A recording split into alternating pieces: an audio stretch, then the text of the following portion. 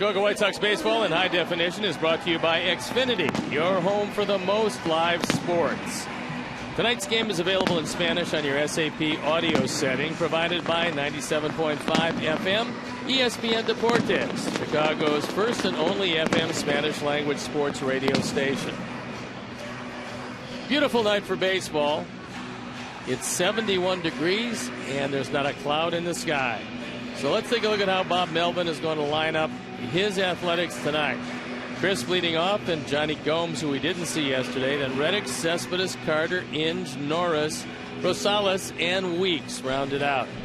The defense and how they'll line up behind Liriano. Viciano, Diaz, and Rios in the outfield with Euclid, Ramirez, Beckham, and Dunn in the infield. Tyler Flowers with the nod behind the plate. And Liriano on the hill.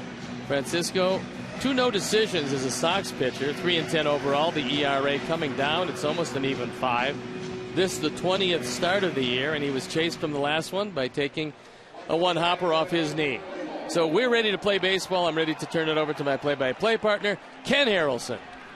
Hi, Steve. Thank you very much. And once again, good evening, everyone, and welcome to White Sox baseball right here over WGN Sports. So help you could join us for the second of this 3-game set. And the first pitch of the ball game to Coco Crisp. A little high and wide. Crisp comes in hitting at 252, 5 homers, 27 driven in. A's hitting just 230 as a club, but they have a very fine 3.48 team ERA. There's the strike. This for sure is the time where you don't want to walk anybody. The visibility is very much to the advantage of the pitcher, especially on any breaking ball. Yes, he did. And the count 1-2. Chris 0 for 3 last night. 2 for 9 lifetime off Liriano. Outfield straight up about equidistant. He gone. That didn't take long.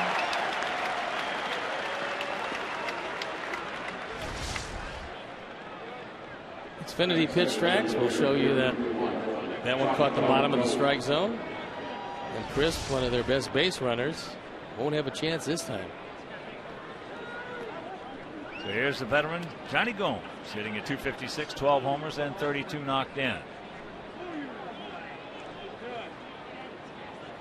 Gomes 1 for 8 lifetime with a homer against Liriano. This is the 5th meeting of the year between these two clubs. In the first 4 we have split them. And here at the ballpark, 330 down the left field line, 335 down the right field line, 375 in the gaps, and 400 straightaway center.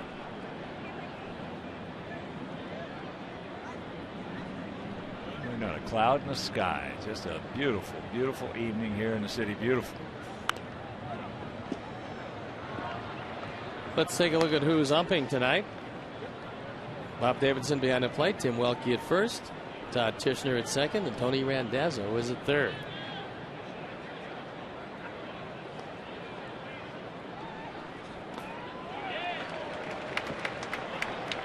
One and two the count. And last year between Cincinnati and Washington, Gomes hit 14 homers, drove in 43 runs. Doesn't sound like much, but it was accomplished in less than 120 games. Well, he's got 130 career home runs. He goes 2 down. And fans can now bid on 7 unique items, including autographed memorabilia and VIP experiences like pitching lessons from Don Cooper, hitting lessons from Jeff Manto and Adam Dunn, and much, much more. All proceeds benefit Chicago White Sox charities. Visit whitesox.com/ultimate bid now for a full description of all 7 items and place your bid. And don't delay, because that bidding ends at 8 p.m. tonight. As first pitch swung on and missed by Josh Reddick. Josh hitting at 257, but he has 25 homers and 59 knocked in. 25-year-old out of Savannah, Georgia. Well, you can tell by the way the hitters are reacting that they're just not seeing the baseball very well. So this would be, in my estimation, the perfect time to start each and every game, especially this time of year. All you hitters, pitchers, I should say, he's gone. All y'all do is pitch him home. Strikes out the side after half inning of play. It's A's nothing, and our guys coming to bat.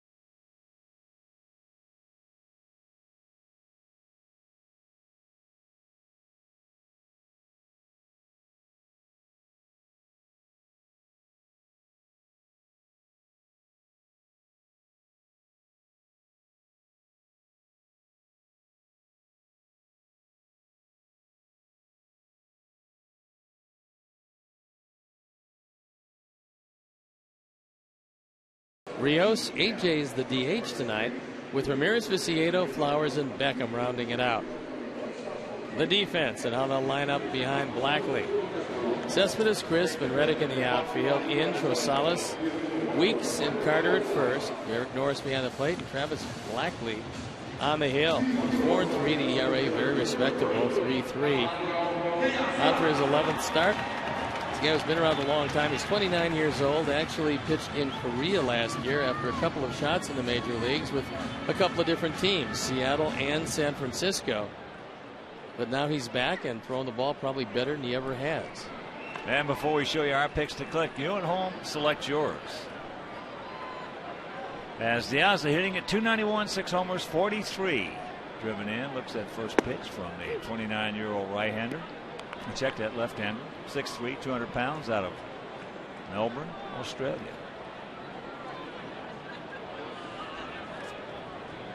Nice gap out there and right center field. Very quickly, the count, 0-2.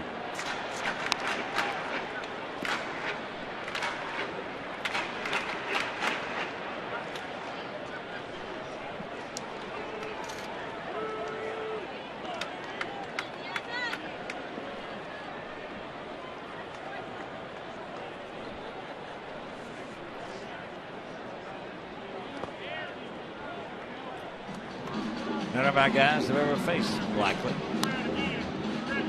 Sox come in hitting at 257 as a club with a 3.94 ERA. Sox 31-25 here at home, 30-25 on the road.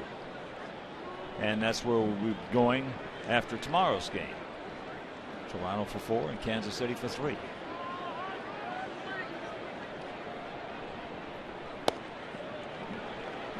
Blackley was in the American League with Seattle briefly in 2004. Only started 6 games, only pitched 26 innings. Then reemerged with San Francisco in 07. Only pitched 2 games. That was it for his major league experience before this year.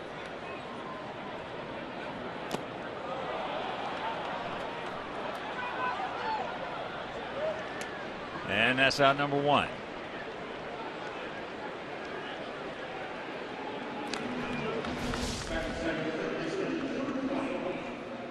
Big, sharp breaking curveball that the hitters just aren't seeing. And so you've seen 4 hitters, you've seen 4 strikeouts. Not surprising in a game that started at 6:10. So here's Uke hitting at 238, 13 homers, 41 driven in. Cespedes in left field is in bright sunshine, so it's going to be tough for him out there. Takes first pitch strike. You go for 4 last evening. Very, very exciting ball game last night if you missed it.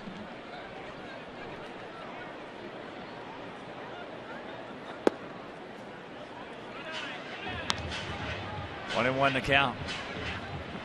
We had 4 solo home runs.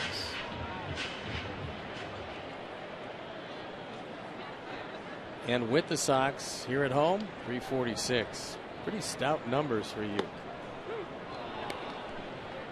1 and 2.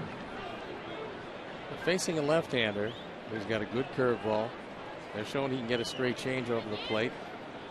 And the velocity we've seen is anywhere from 90 to 92. Maybe he's got a little more in there.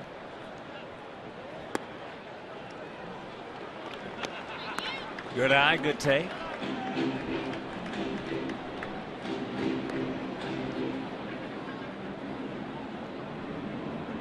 One thing about Oakland's club, their lineup will not scare you, but they're dangerous. Their pitching will bother you because they can pitch. So 5 guys up, 5 guys down via the strikeout route. And right now let's check out our BMW Picks to Click. Jim Angio, our director and the crew. Well, they're going with Beckett. Steve's going with Rios. J.J. Shearer, Ed Fernandez, and all the great folks at Ditka's, both downtown and at Oakbrook. We're going to go with A.J.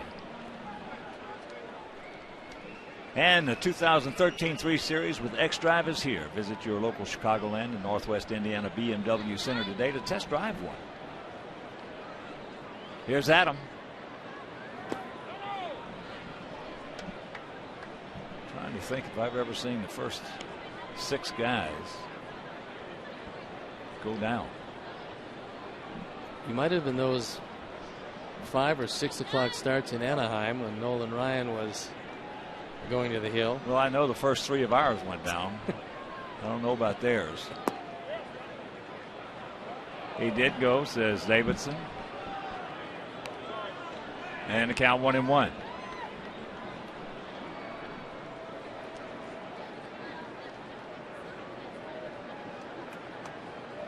Yeah, that was cruel and unusual punishment, especially for right-handed hitters in those 6 o'clock starts. Well, all you could think about was one getting away and coming up and in because you just couldn't pick up the ball all that well. There was some bailing going on. There's no doubt.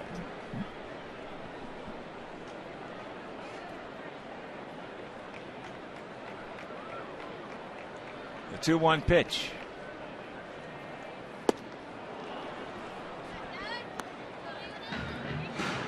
If he gets that curveball over, we're going to see the first 6. 3 of theirs, 3 of ours go down. That curveball is going to be tough if he continues to throw with the rotation he's got right now, but especially this time of night, it's a no chancer. And that's low. Full count. This entire sequence, he has stayed down and pretty much out of the zone. A lot of guys, when they go after Adam, they try to go up.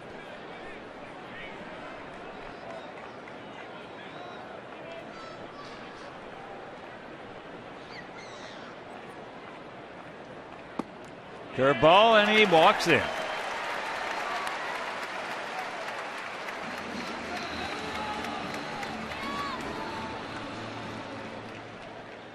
And that'll bring up Rios. Alex hitting at 315, 18 long ones and 67 driven in.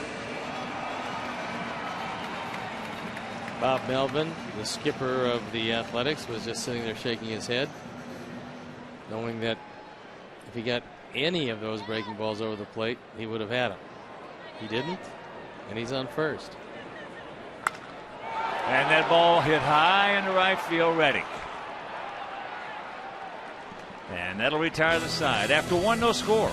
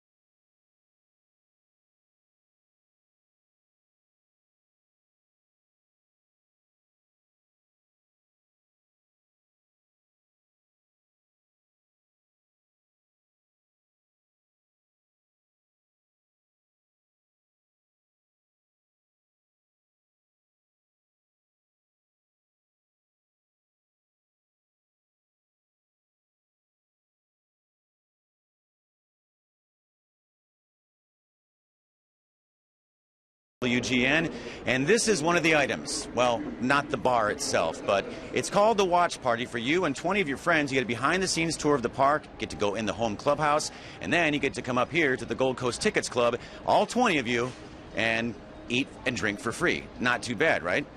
It's a beautiful place, great food, great drinks. I've got 20 of my friends coming soon, I think, or I'll just wait for them. We're out of beer. Okay. No score, top of the second. Yoenis Cespedes takes ball one. Cespedes hitting at 307, 14 long ones, 56 knocked in. He was 1 for 3 last night. Well, he made a catch in left field that was absolutely outstanding, robbing Adam Dunn of at least a double. So that speed shows up. It always does. It shows up when you're not hitting. But as long as you have it, both offensively and defensively, it's a huge plus, especially when you got the power of this guy. Takes the strike, and the count 1-2. 5'10", 210 pounds. Big motor. And he's got big time power everywhere.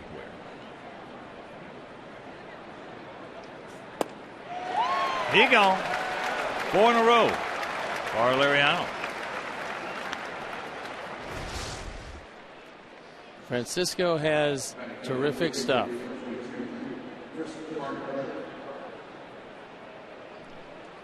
Talking to a few of the guys on this Oakland team about Liriano, they said, how has he been since coming over? He says, he's been pretty good. He says, we don't have to tell us about his stuff. He got 15 of us while he was a member of the Minnesota Twins. Chris Carter takes ball one. Carter hitting at 266, 10 long ones, and 20 knocked in. Sox farmhand. Big time power as well. And that's a fair ball. Cues it right off the end of the bat. And he'll just motor into second with a double. I think he was surprised. I think Adam Dunn was surprised. He took a swing at it, caught it just off the end of the bat. He couldn't locate where it was when it started. See him there looking. Oh, wow, that's a fair ball. Adam looks at it. He's got no chance to get it. Tim Welke says it's fair all the way. Winds up in second. And here's Inge. Brandon hitting at 215, 12 homers, and 51 knocked in. This Oakland team leads the American League in striking out. So it's no surprise when they do strike out a lot. And the Bertucci boys in the house, we're okay. As first pitch to Inge. Bobby, Bruno, Anthony, Handsome Anthony. And Giggs. Can't forget about Giggs. Outfield, straight up. That evens the count at 1. Both of those pitches approximately in the same place, and I think that's what Hinge is asking Bob Davidson.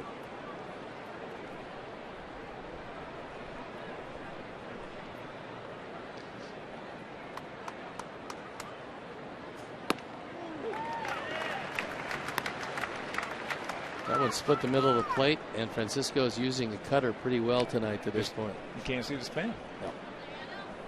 Nope. Can't see the break. We'll be able to hit a fastball. But this time of night, slider curve, not much of a shot.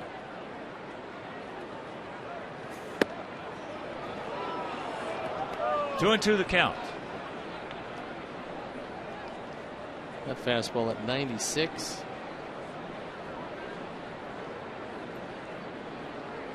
Liriano, who started his career in the San Francisco Giant organization, never got to the big leagues with the Giants.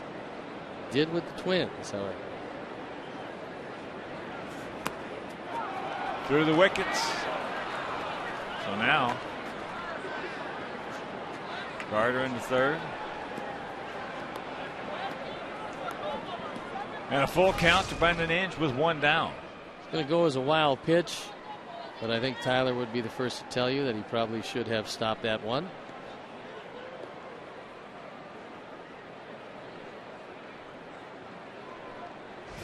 So now, tremendous hitting advantage because everybody is a lot shorter than they usually set up. They bring him in.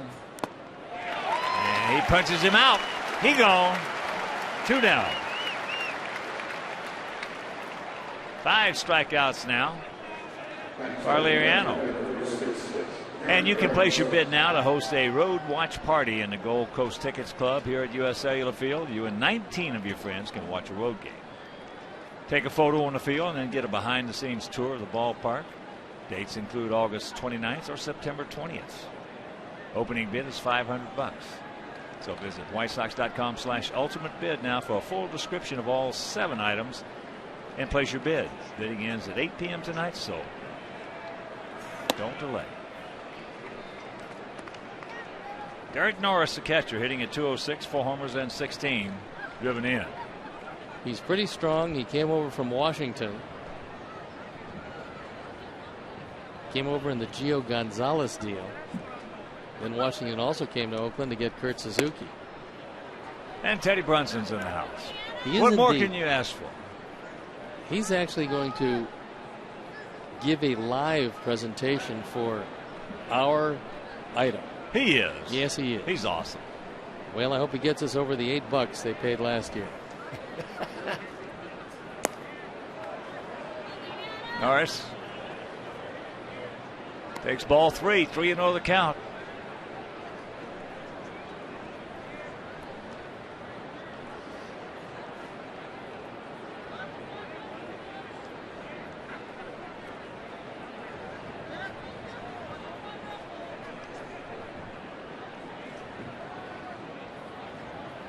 See if he's hitting.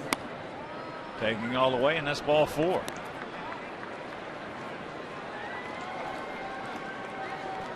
Yeah, the bids are starting to pile up. A sweet party with Southpaw.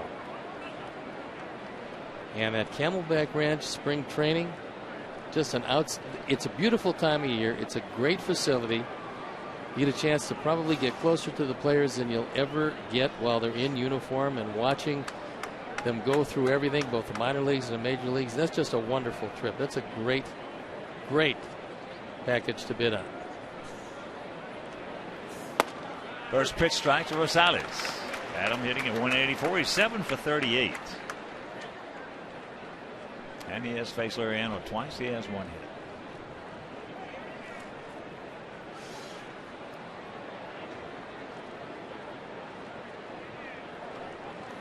Outfield around to the right. Gap out there in left center. Uke back and off the line at third. And that is blocked nicely by Flowers.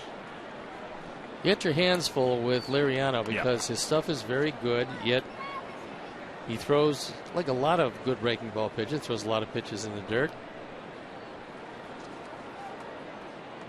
And he has now, with the wild pitch tonight, 7 wild pitches this year.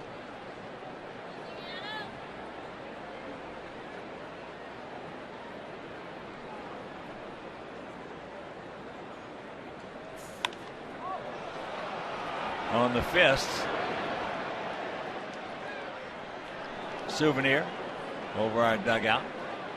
Talked to Adam before the series started. He's from the Chicagoland area. Played some with Cincinnati.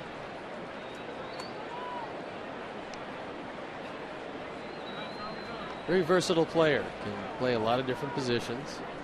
When he's played against us, he's done well. He has done. He has looked good.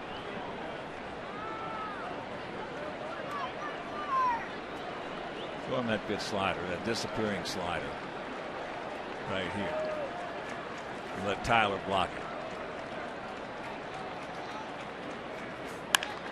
Ball hit hard. Uke on a tough bounce. Throws him out. And that'll retire the side. Nothing across. It was a hit. No errors, 2 left after an inning and a half. No score.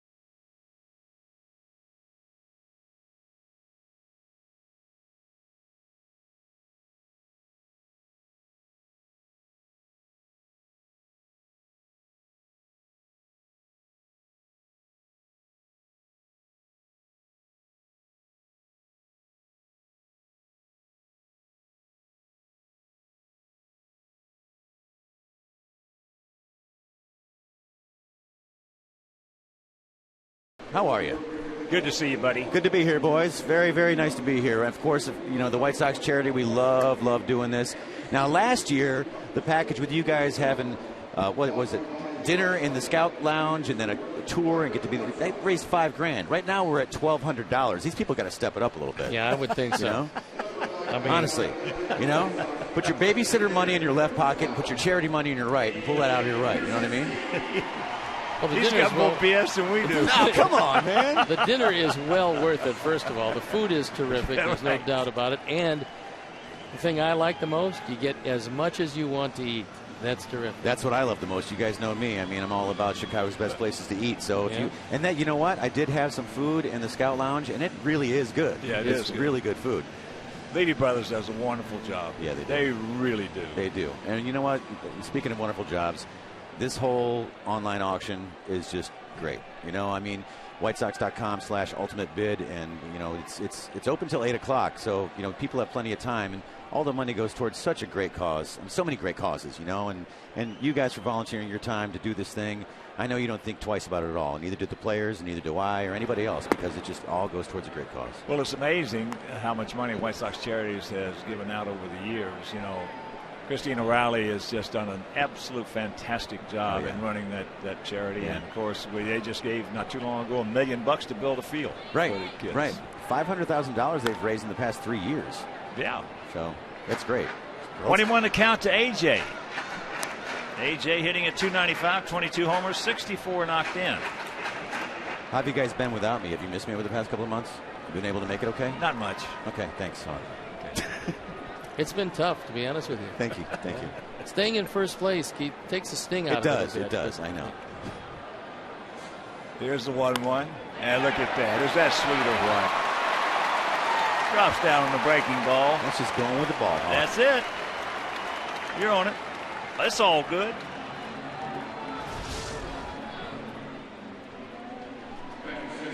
Look at that. Just that inside out. Nice little just soft hands right there. You know what that is? That is a 6-foot putt that just drops in the middle of the hole right there. He's just using his hands softly.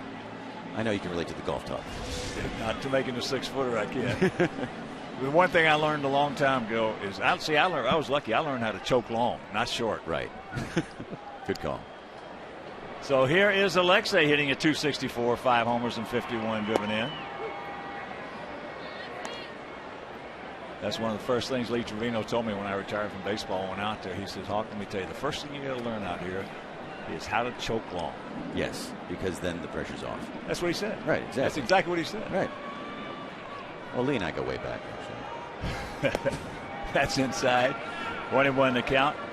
Yeah, well, we're going to have the same thing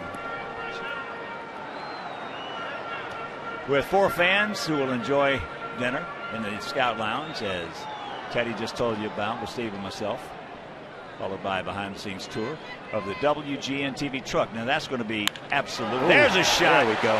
Down into the corner. A.J. making the turn. He's busting it into third, so trouble of brewing for the A's. Here in the bottom of the second, ducks on the pond, nobody out.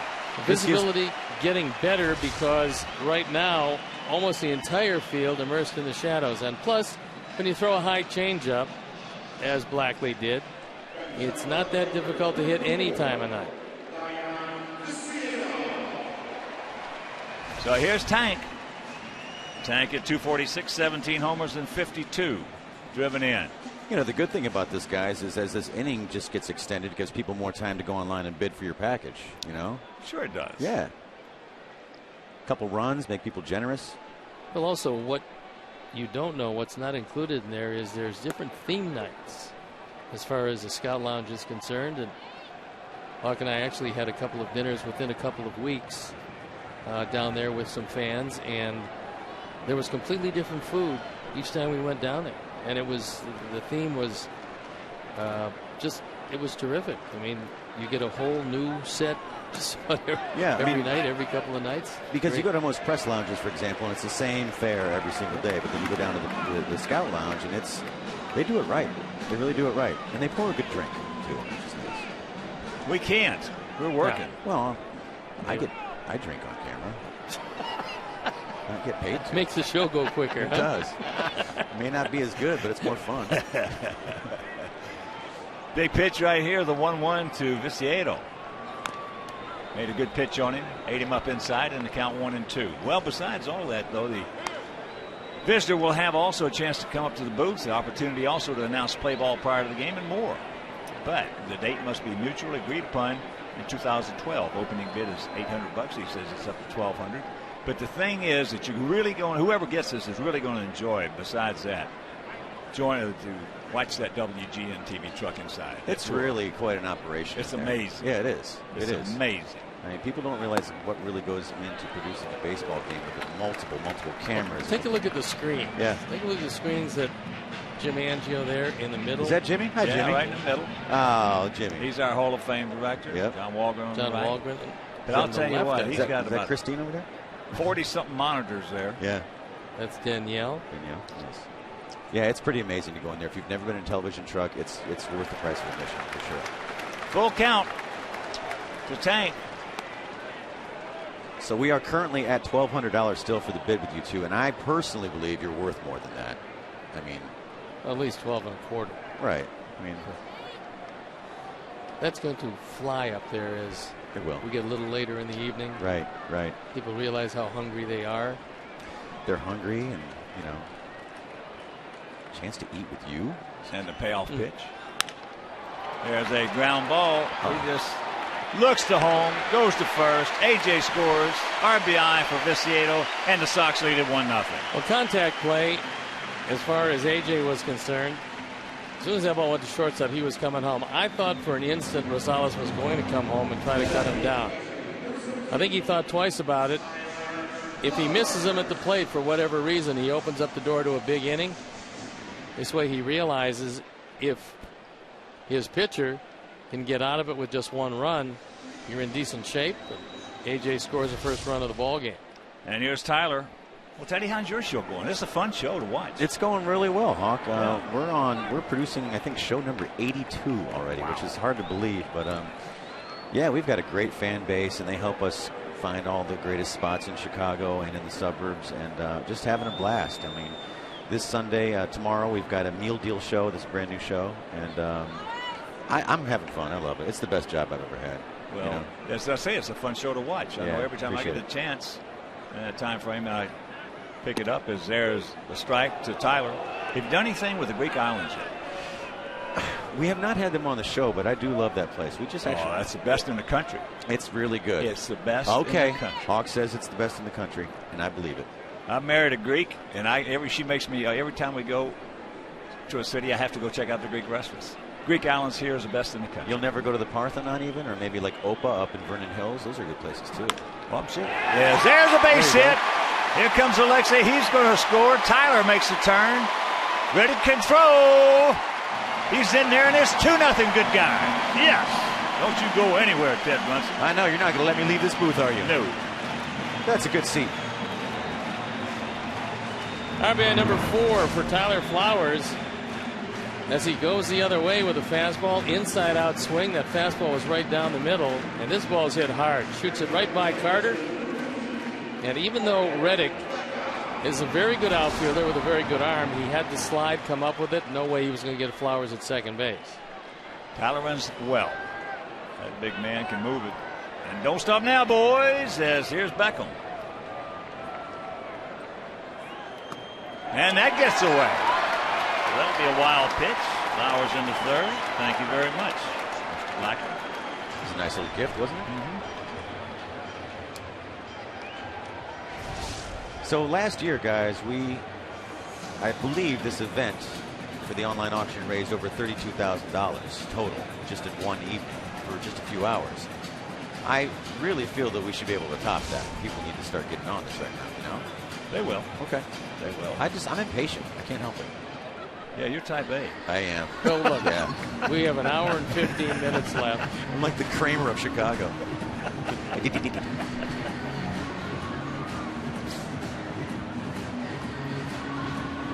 Now the A's bring the right side in.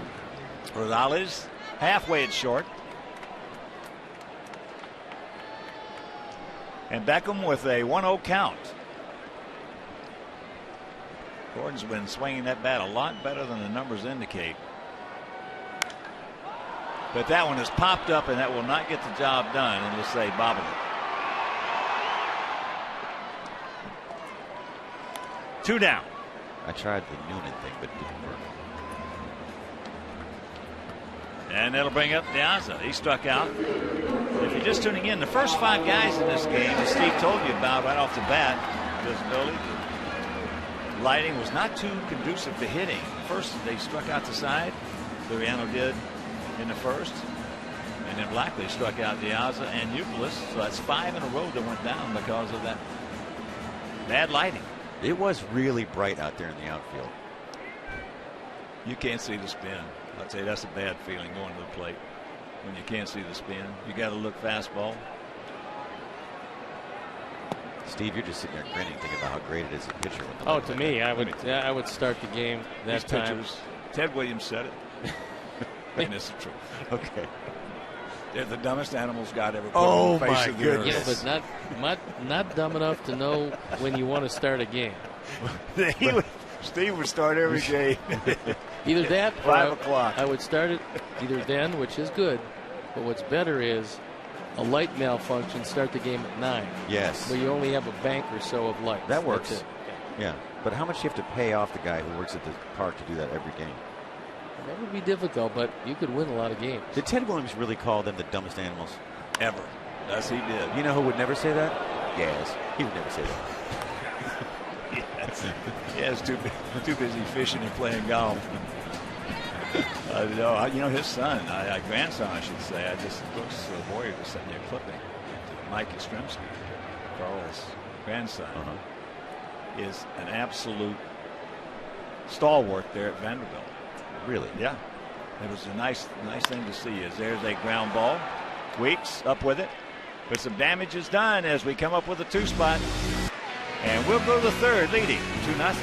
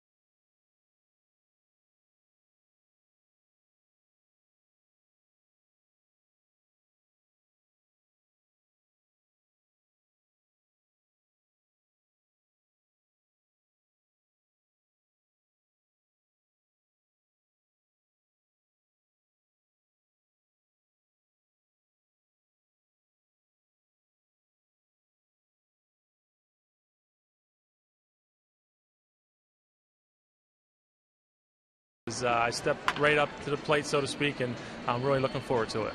Well, you've got to bid on this package because if you think you can hit, you can't until you work with this guy. Seriously. Should I get in there later? No. Respect.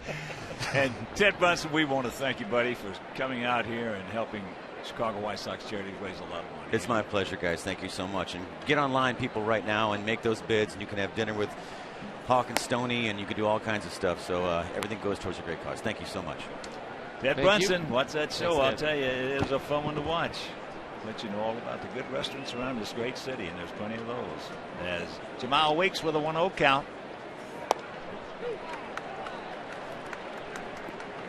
Weeks has been a little better hitter from the right side. power evenly divided. And he doesn't have a whole lot of power to begin with. That's about it right there to that area. Down the corn. One out. What an acquisition Liriano was when you consider the fragileness of pitchers, especially going down the stretch. You don't know about innings. You don't know who's going to hold up. And so you have a chance to get Liriano. Cost you Eduardo Escobar, who's got a chance to be a pretty good player. But, I mean, Kenny filled 3 holes with Euclid, Myers, and Liriano. 3 needs that we certainly had, and he filled them in some instances, except for Euclid, actually before we needed the guys, which is pretty good. And there's a shot by Coco. So the 1-out single. And a reminder, want to learn how to hit like your favorite Sox player? Well, bet on that chance to have a private hitting lesson with Coach Jeff Manto. And you'll also have the opportunity to meet and get tips from designated hitter Adam Dunn. Date must be mutually agreed upon in 2012. Opening bid is $700. So visit whitesox.com/ultimate bid now for a full description of all 7 items and to place your bid. Bidding ends at 8 p.m. tonight, so don't wait. And when you do get down there, if you do win that particular bid, you're going to get a close look at a gigantic man. You're going to realize just how big Adam Dunn is. Don't do justice to him on television. He is huge. Well, Jeff Mano is not a small guy. He's a big guy, and Adam makes him look like a jockey. He does indeed. Gomes also struck out, as we mentioned. The first 5 in this game went down. Johnny Gomes has been very good in the clubhouse for Oakland. He's a man who's been through a whole lot in this game. Doesn't mind sharing it with the youngsters. That's what the board looks like to this point. Hit like a pro, you can do better than $850. All-Star package, very good. Camelback Ranch up to $3,000. That's a mere pittance compared to where that's going to wind up.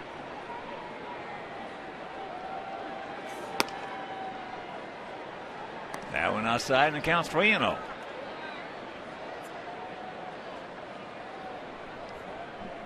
Two runs, 3 hits, no errors for us. No runs, 2 hits, no errors for them.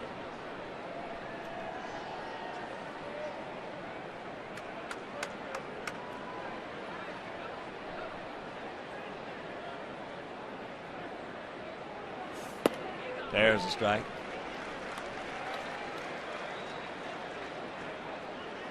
He threw that pitch perfectly on the outside corner. You'd have to think Gomes had the green light there, especially with the left-hander Reddick up next. Gomes has big power.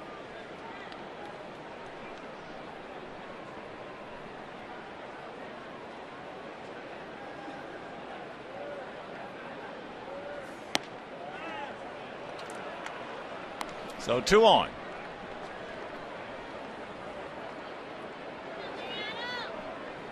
And it'll bring up Reddick, who struck out.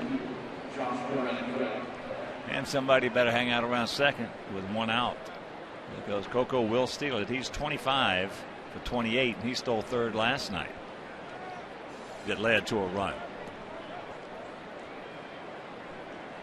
I would think with Reddick up, even with a left-hander on the mound, Reddick, who mostly is a pull hitter, that it would be Alexi to hold Crisp as close as he can.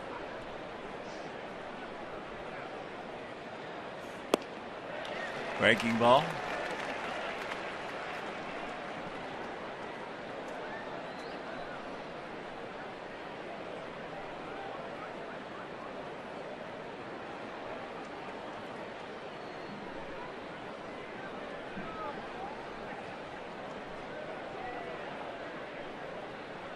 Outfield slightly to the left.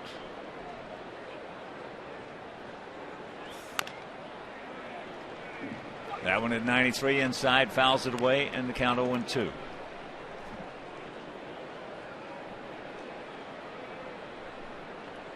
Reddick is a good-looking young player. Good outfield. 25 homers already. Not playing in a ballpark exactly known for home runs out in Oakland.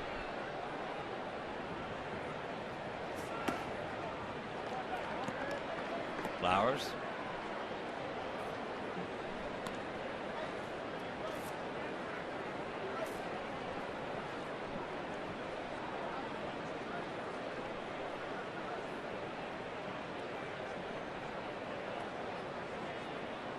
Tyler with the numbers, and Liriano says okay.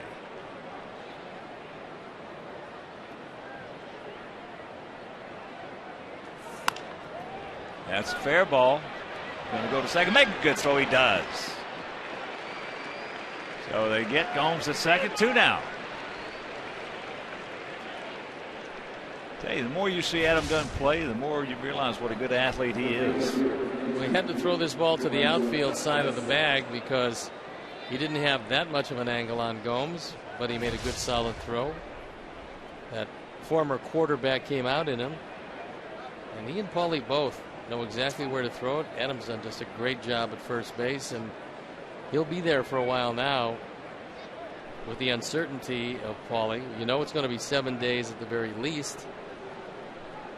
We'll see how it works out.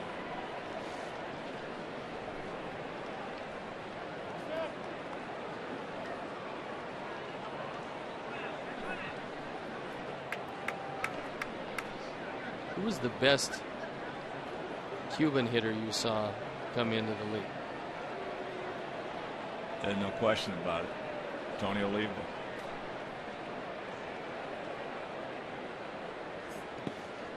Some of my, when I look back on my career, which is not very often, and think about, when I do look back on it, I think about more about the teammates that I had than I do about what happened. Some of the greatest teammates I had were Cuban. I love Cuban people. I really do. They are very prideful, integrity. And I'll tell you, you ever insult one, you better be ready to fight. As that, it hits him. So Crisp will go back to third. That'll load him up. But that's going to bring Don Cooper out from the dugout. This probably was a break. If this doesn't hit his foot, there's a very good chance that ball gets away. Well, I agree. I'll take it this way than letting it play out the other way without hitting his foot. That would have been a tough stop for Flowers on a hard-breaking slider that would have undoubtedly been in the dirt.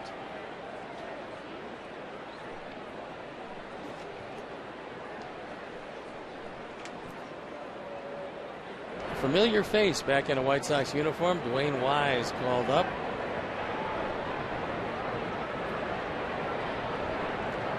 And of course, he'll never be forgotten. There's the catch. Gabe Kapler hit the ball. Looked like it was going out of the park. Dwayne Wise inserted for defense in the 9th inning.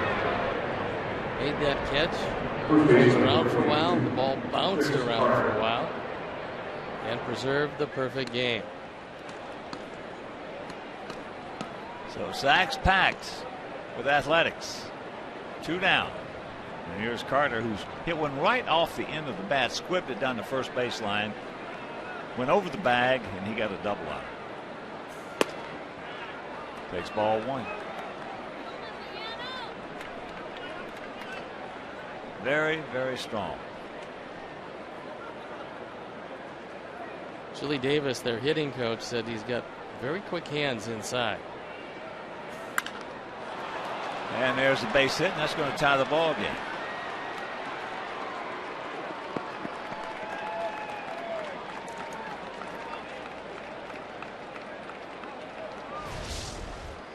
RBI's 21-22. That one 93 on the outside corner. And he has his second hit. And with the walk and the hit batsman, control very much a factor in this 2-run rally.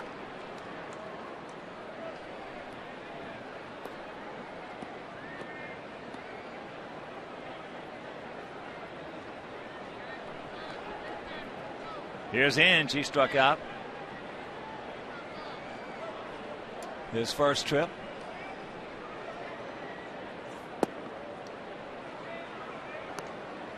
Starts him off with a changeup.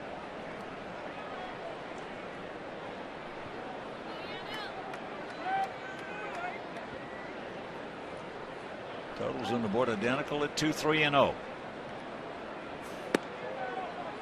And the count goes to 2-0.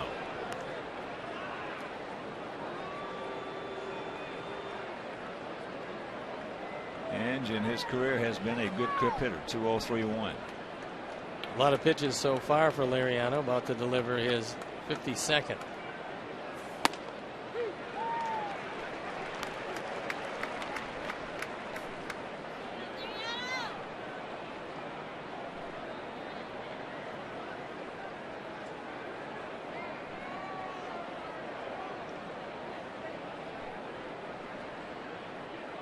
The 2-1.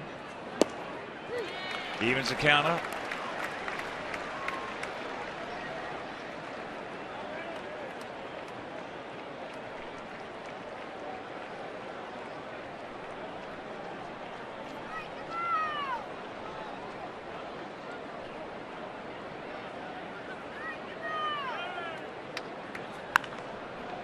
Watch out. That ball was hit hard. Rope hook. Souvenir. Bottom of the 6th in Cleveland. Red Sox and Tribe are tied at 2. Brent Lillibridge hit his first homer in that game.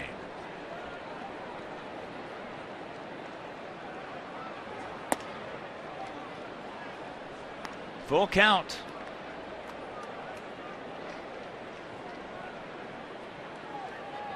Derek Norris in the on deck circle. This Inge can keep it alive. Probably a good low slider here ends the at bat.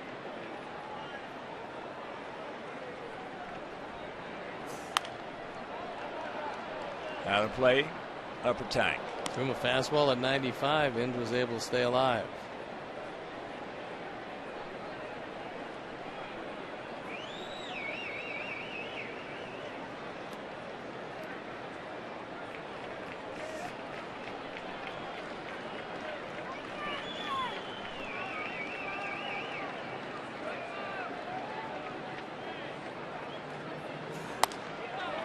And that'll load him up.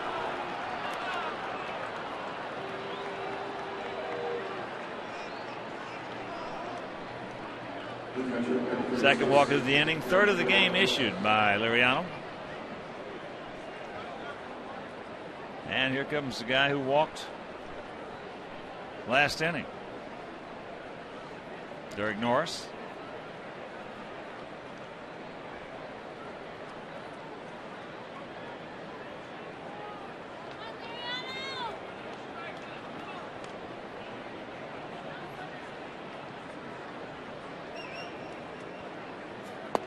Takes first pitch strike. Well, what the A's have done, Bean has put an offensive team together. It's not a good offensive team, but they are a dangerous offensive team. And on certain nights against certain guys, they're going to bang you around a little bit. But they come in hitting 230 as a club. But as I said, they are dangerous. Well, they've hit 124 home runs, and that's been one of the things that's kept this team afloat. Put them into extra innings 12 times. They have a terrific bullpen. They do score just enough to make it uncomfortable for you, although they're last in the league in hitting.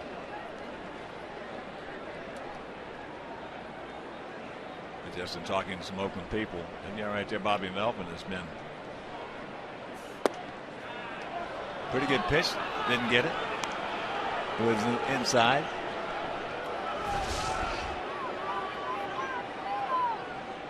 Xfinity pitch tracks will show you it was a touch inside.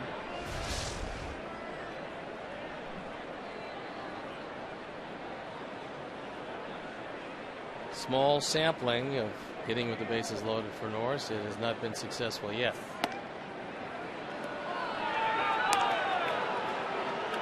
And the count 3-1.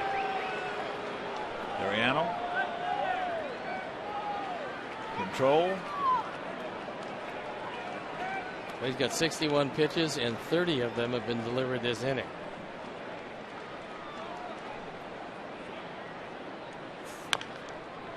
And a full count to Norris.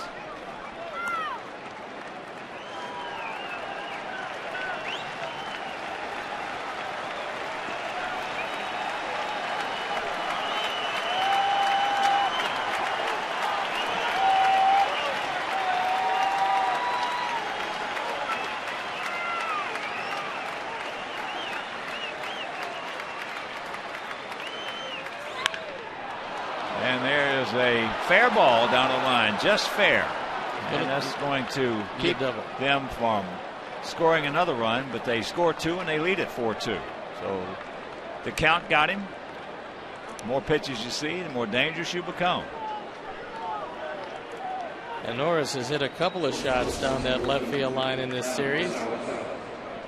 His whole at bat was spent inside to him. And he just crushes this down the line. The only question is, would it hook foul? The answer was no, it wouldn't. And that fan with the glove in the seats missed it. So that ball would have been a double anyway.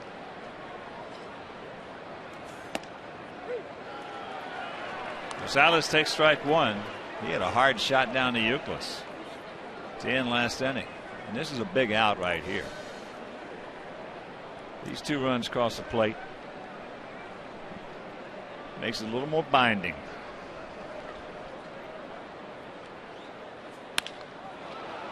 And there's a line drive. Base hit.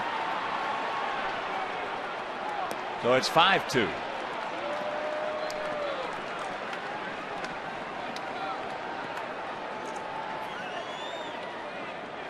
Philip Humber is starting to loosen, as his 5-run third and lack of control have really been the undoing of Liriano. Just the 6th run driven in by Rosales.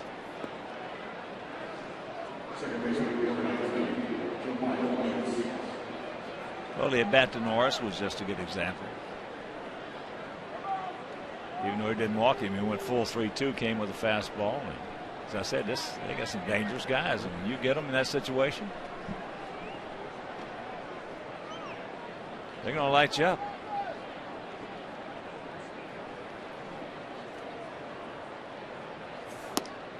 Jamal Weeks went out to center field, takes strike 1.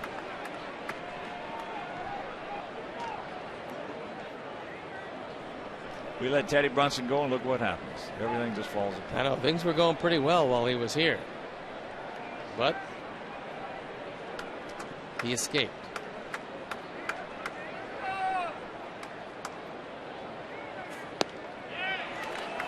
Oh, 0-2.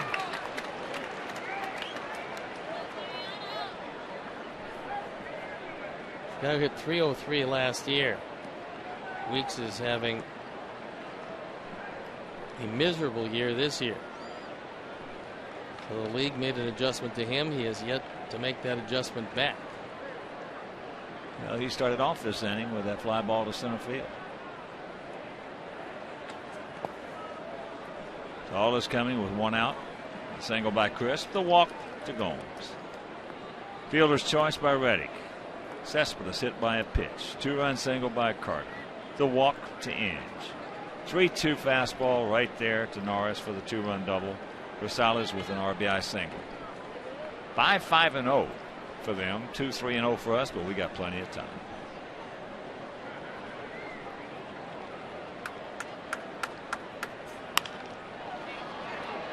That's into right center field.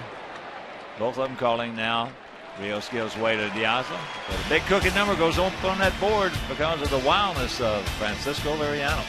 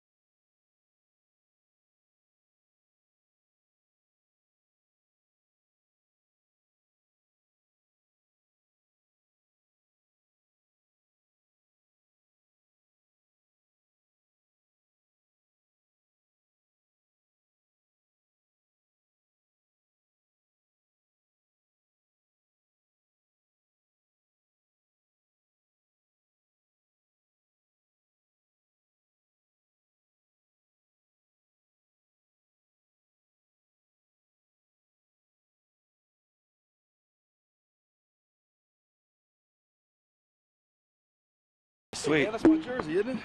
I need that. Well, you're giving one away, right?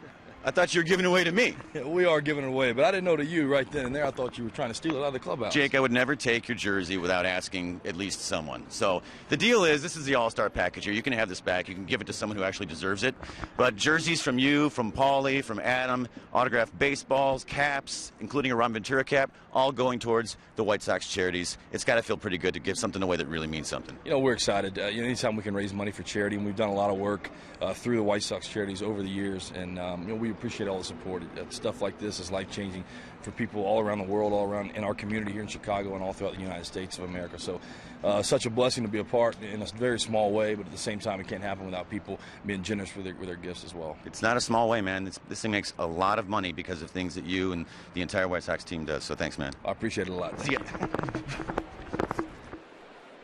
Kevin Youkilis to lead it off here in the bottom of the third. We trail it 5-2. Takes first pitch strike. Uke struck out his first at bat.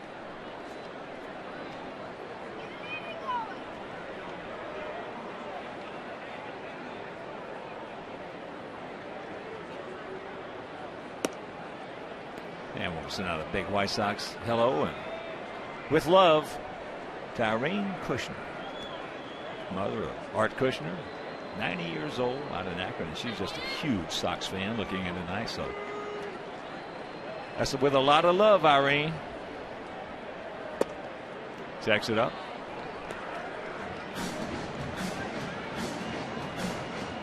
And to count 2-1.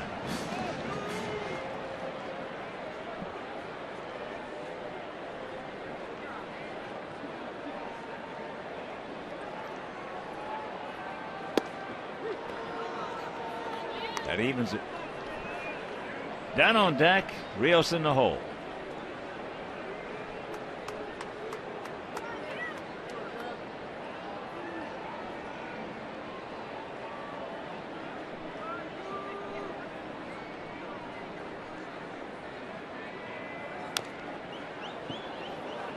That one almost got a piece of Adam as it was going by. That's where things have gone. It'd like to grow up to 1650. The All-Star package was just terrific. 21-21.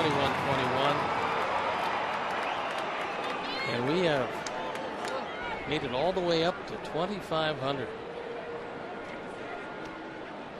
And the 2-2. It's full. Also a big shout out to Marlene Holt. Terrific edition of our national anthem prior to the game. Wow. Marlene can sing.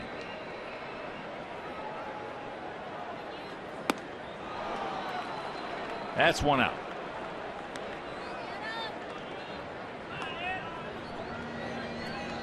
And the collector's dream, this package includes autographed All-Star jerseys from this year's All-Stars, Dunn, Canerco, Peavy, and Sale, and also items signed by former White Sox All-Stars. Opening bid is $500, so visit whitesox.com/ultimate-bid. Do that now for a full description of all 7 items and to place your bid. Bidding ends at 8 p.m. tonight, so don't delay. Don't delay.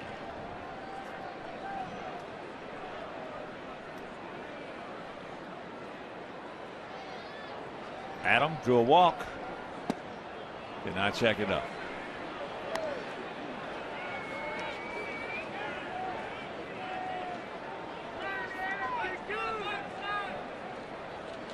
Infield with the usual shift. Rosales on the first base side of second. And Weeks back in the outfield. And in the outfield, they play him as a pull hitter also.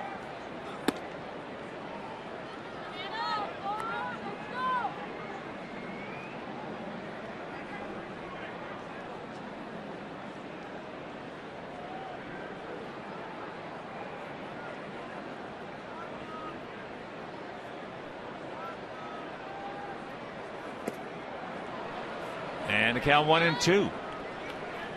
Been changing speeds on that curveball and has thrown it pretty effectively.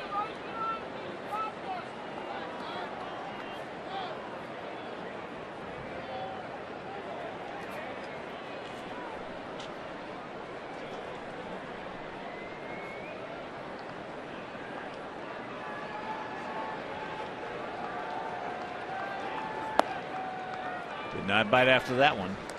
Alex on deck.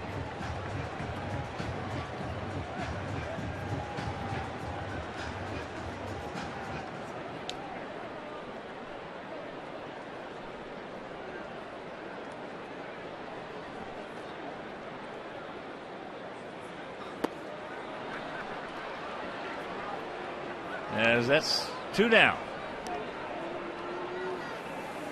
4 strikeouts now for Travis Blackley, 29-year-old southpaw out of Melbourne, Australia, just turning in.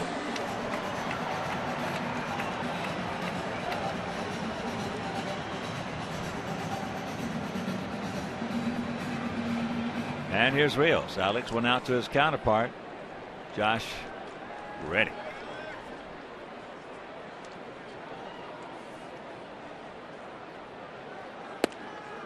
First pitch strike.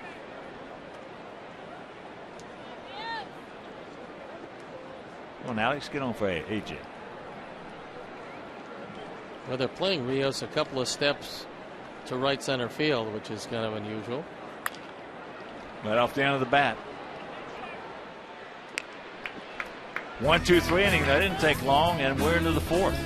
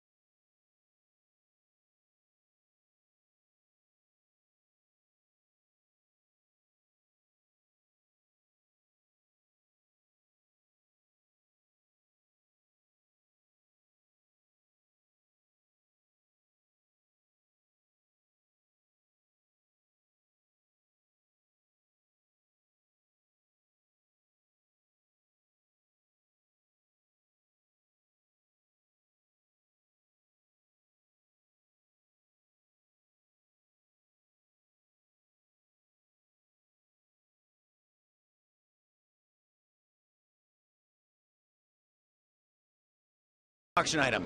You and 19 others, so a total of 20 people, can have an experience with Southpaw. A birthday party, you're going to be in a suite.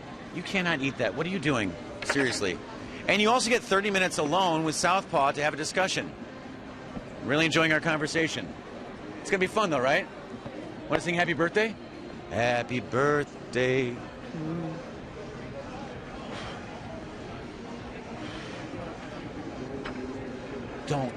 Just don't. All right, that's a nice gift. As you can come celebrate your birthday with Southpaw, host your child's birthday party in a 20-person suite. Have the opportunity to take a group photo on the field, and Southpaw will visit the suite for games and fun activities for the children. Now the bid is currently at $2,650. So visit whitesox.com/ultimate bid now for a full description of all 7 items and to place your bid. Bidding ends at 8 p.m. tonight.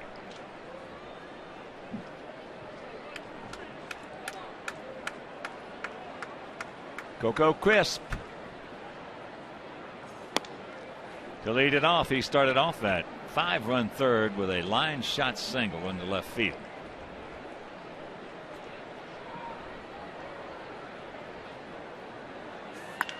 There's another line shot. That's fair down into the corner. So they are pelting Liriano around. Lack of control just does not mean walks. You hit batsmen. It means getting wild in that strike zone as well. Well, that's really the most dangerous of all the control problems, is wild in the strike zone. That fastball was right down the middle, thigh high, and Crisp, switch hitter, didn't miss it. He crushed this ball.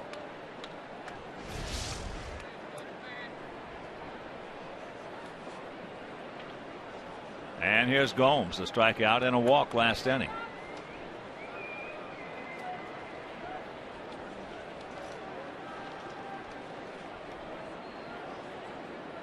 Crisp, .290 lifetime hitter against us with 10 homers and 39 RBIs. That pitch is chopped foul.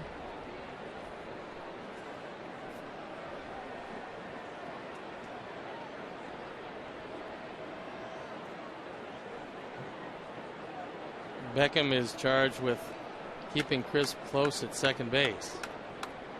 Because if he picks up a pattern, he's off to the races and gone. Count evens at 1 to the 31-year-old outfielder, DH. Last 17 games, he's been red hot. Here's a situation, however, with a team that is ahead already by 3, but you'd expect Gomes will be trying to shoot this ball to the right side. So if Gordon does keep him close to the bag, he's got to get back to his regular position.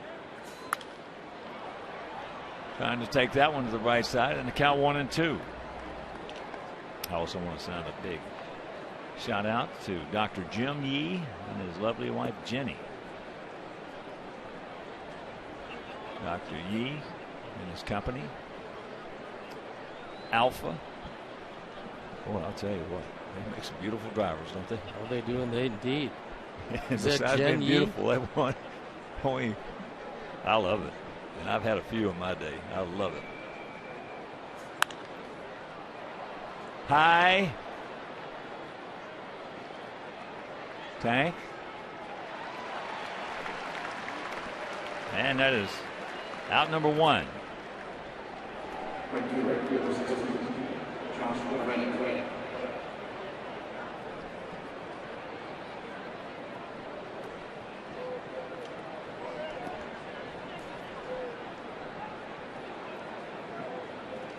So here's Reddick. He struck out, and then he hit into a 3-6 fielder's choice and later scored.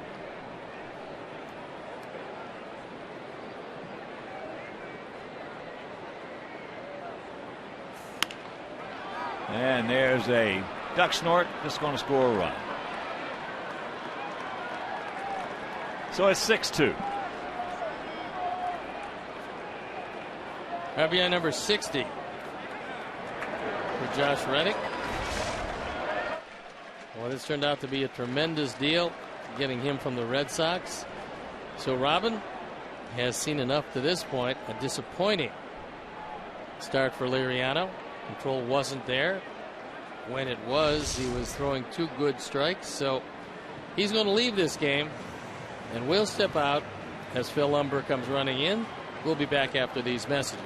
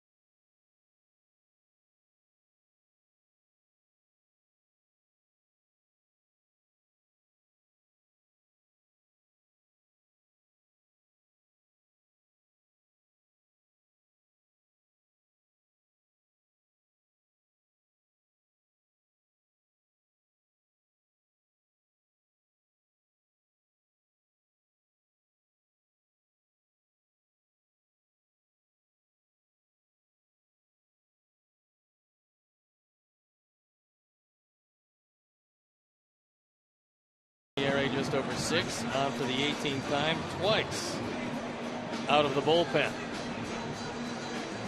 So he inherits Reddick at first base. It's already a 6-2 game. You can ill afford to give him any more, as it just was not Francisco's night.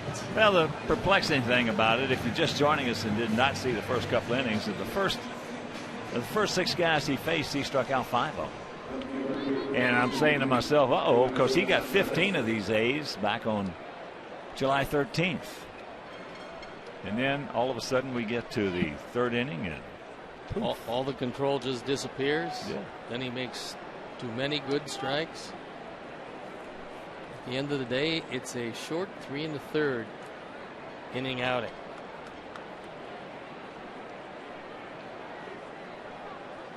So here is Cespedes. Ready? Got to watch him. He is 10 for 10 in stolen bases.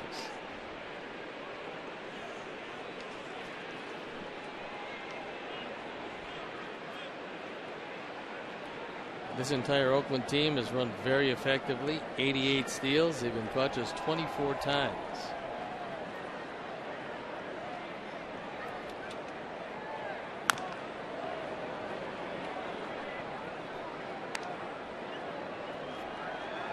Mike Gallego will make himself a new fan.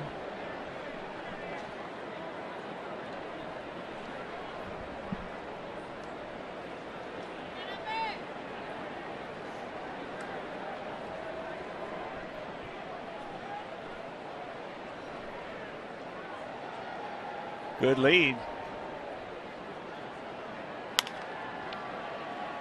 Chopper to Hopper. So Cespedes is retired. And that'll bring up Carter, who is 2 for 2. A Squibbs double. That was in the 2nd inning. And a sharp 2-run single in the 3rd.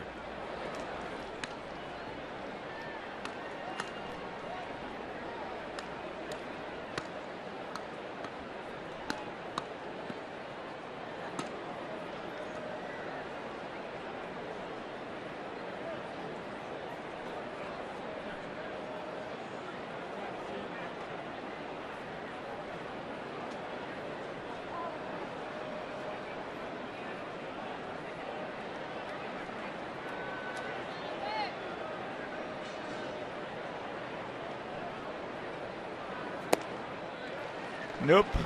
Breaking ball, 0-1 to count.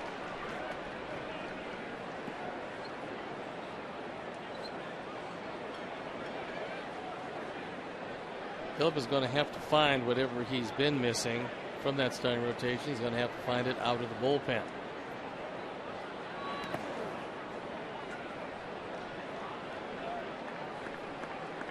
And the job of the long man is a difficult job in the major leagues because you're not going to get a whole lot of credit for it. You come in, your team is well behind. It's usually early in the game, and your job is to hold them exactly where you found them and allow your offense to come back and get them. By the time they do, you leave the game and somebody else factors in the decision. 1-2. Well, that job, first man out, used to be that was the 25th man on the club. And he was there to eat up the innings, and if he gave up 5, well, then he gave him up. Today, different story. With the offense and the DH and everything else the way it is. In fact, that particular job description has grown in importance more than any other one. Everyone certainly hated that because, especially with a long man, in the heart of every long man beats that of a starter. They all want to start. Blocked nicely by Tyler. And a full count with Brandon Inge on deck. Well, Phillip, last year when he had that tremendous first half, and then earlier this season, he could throw that curveball for a strike anytime he wanted to.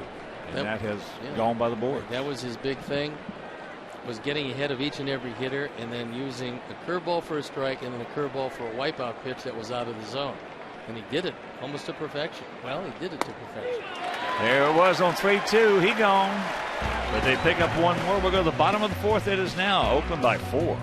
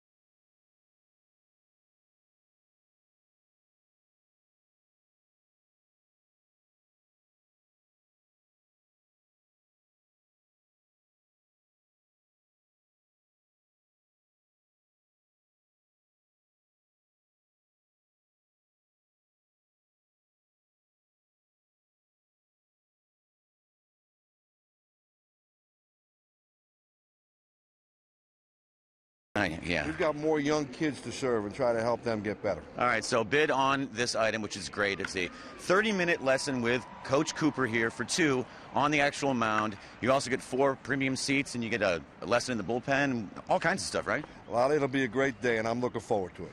I'm going to work on my technique. You need to. Okay. You hurt me a lot. Coop. Tell it like it is, Coop. It's all good. Well, if you want someone to show you how to pitch very effectively, you just saw the man who can do it, and it wasn't Ted. And here is A.J. He started off that 2-run second with a single, came around to score. But we get a problem. 6-7-0 for the A's, 2-3-0 for us.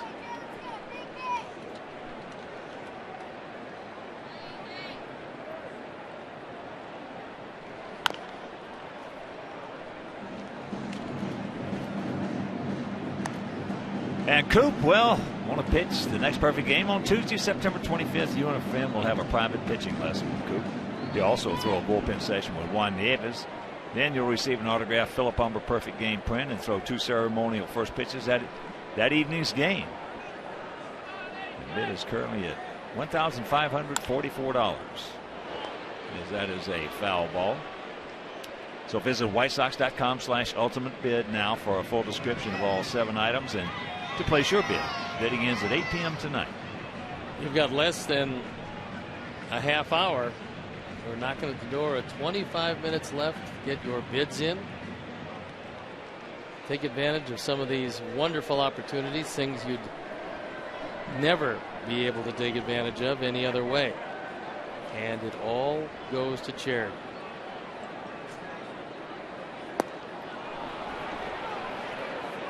That's 1 out.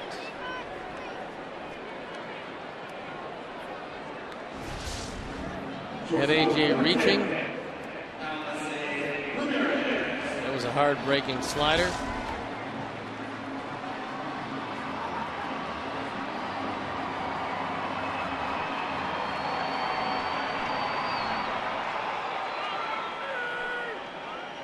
So here's Alexei. He doubled and scored back in the second.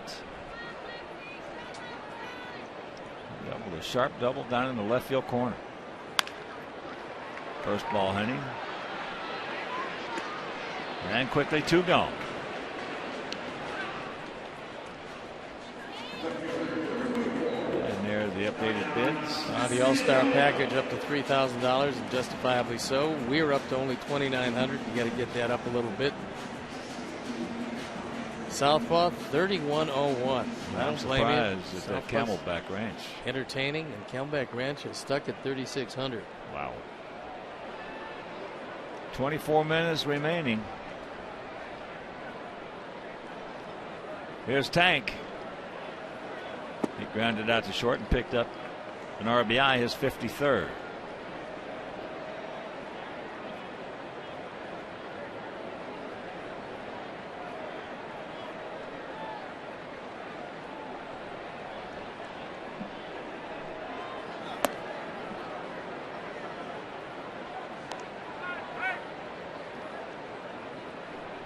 Blackley has been changing eye levels as well as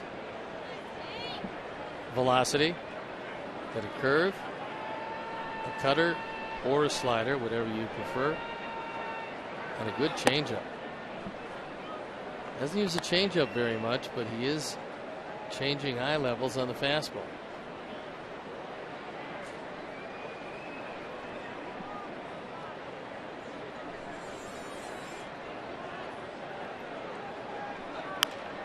Out of play right side.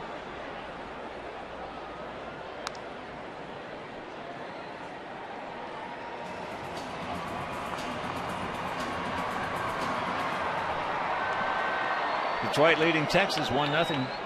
Top of the first inning down at Arlington. Derek Holland on the bump. That's against Verlander. That's against Verlander. It is indeed. Ball hit hard and fair.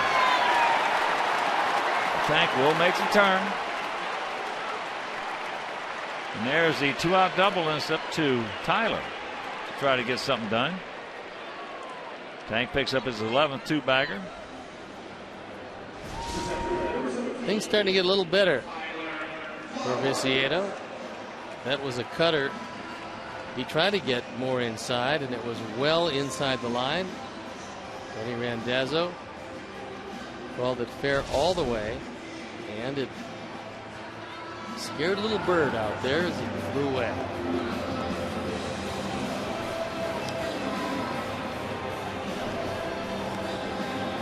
Tyler Flowers with his 4th run batted in the 2nd inning. He doubles down the right field line.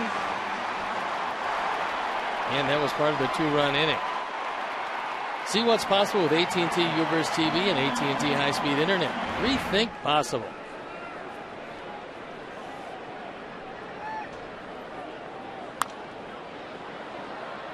Tyler had a good pass at that ball. A dear friend, big-time insurance exec, Jill Estep, looking on in Phoenix. And old friend of mine, the dentist Jack Ruby, on the eve of his birthday, going to be 86. He looks great for 86 also. He looks okay for 86. Look at this. They're going to wave him around. Ready can throw. Here it is. Safe. He missed him. Norris can't believe it. Meanwhile, it's a 6-3 ball game. I think we got a break on the call. We'll have to take another look at it. We'll have the benefit of slowing it down. Bob Davidson saw it live and quickly. Reddick makes a very good throw. That one just squibs into right field. Norris kicks the bat away to get a clear path. He's got the ball. No, he didn't get him. He got in there. The hand was in before the tag. Good call by Bob Davidson. Well, Bob's good umpire.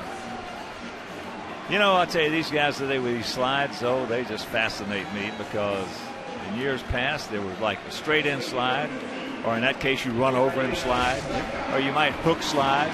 And that was it. There was none of this head first hand slide like that. This was terrific because it gives you very little to try to tag. And in the case of Viciedo, he just dove around Norris. So Tyler lines up at second. Pick him up. Gordon. Gordon popped up to short his first trip. Tyler 2 for 2 with 2 RBIs. Taking exactly the correct approach against the left-handers. Beat him to right field.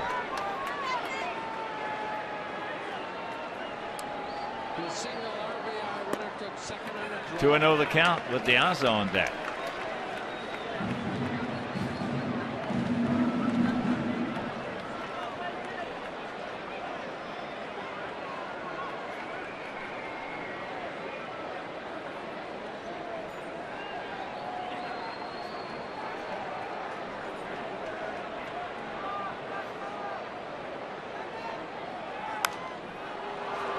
Little tardy right there.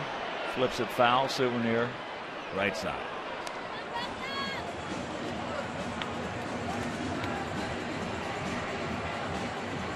Two and one to count. Finale of this homestand in this series tomorrow. Chris Sale against Bartolo Colon. So make your plans to be with us. If you can't, that game will be over. Comcast Sportsnet. And that's up high 3-1.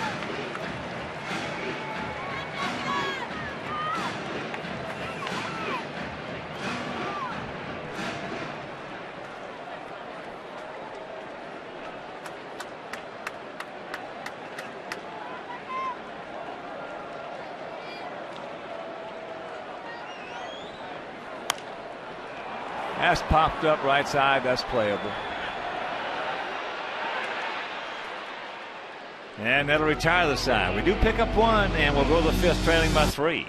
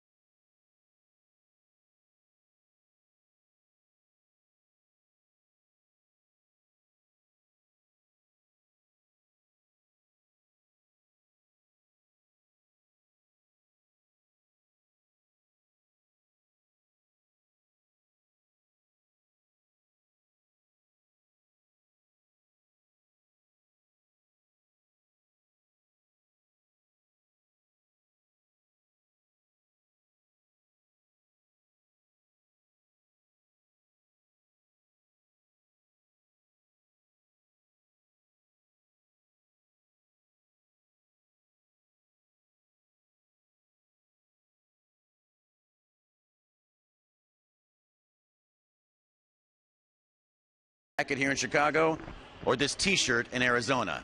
I vote for this because you can bid for the spring training trip, a $1,000 travel voucher, a tour of Camelback Ranch, and you even get to throw out the first pitch of a spring training game. It's all right there. It's White Sox Charities. Go online right now and bid for it. We're raising money for a great cause, and you can have a great trip. I need to get a medium, I think. Does this make me look fat? That is a wonderful, wonderful package right there. Current bid at $3,600. Package for 4 includes a behind-the-scenes tour of the White Sox Spring Training Complex in Glendale. Guests will meet White Sox players pregame, and one of them will talk about the ceremonial first pitch. It also includes a $1,000 travel voucher for travel and accommodations that is popped up, in, and out of play. I have a feeling we're going to see some late bidding on that. I'll tell you what, that might happen. That's a wonderful experience. The weather is probably the best of the year. And that facility is absolutely gorgeous.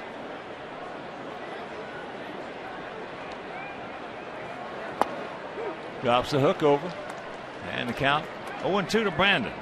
Brandon has struck out, walked, and scored. So visit whitesox.com/ultimate bid now for a full description of all 7 items and to place your bid. Bidding ends at 8 p.m. That's 14 minutes from now, so don't delay.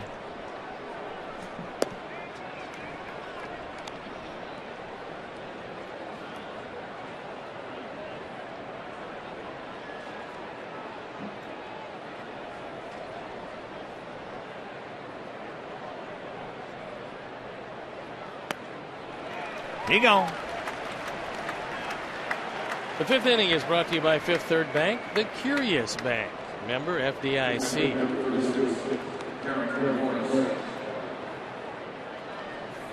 Here's Norris.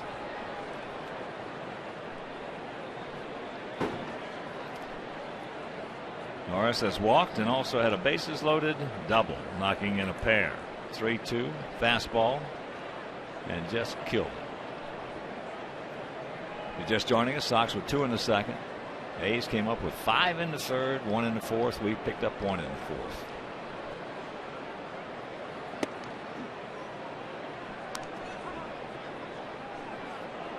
Outfield absolutely dead straight away, despite the fact that what we've seen from Norris in this series, he's been primarily a pull hitter.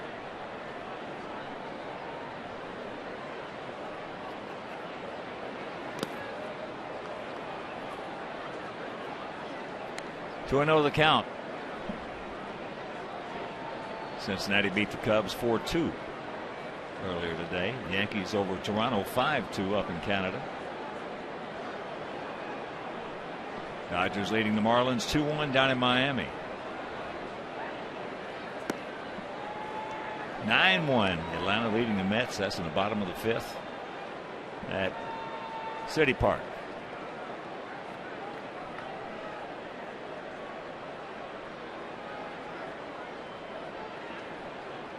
Cleveland leading Boston 4-2, bottom of the 8th at Progressive Field.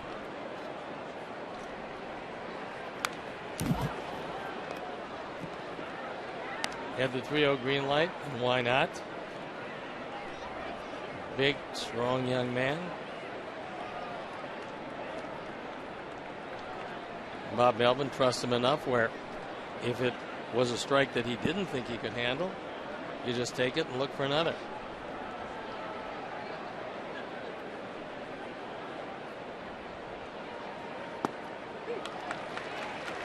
Full count.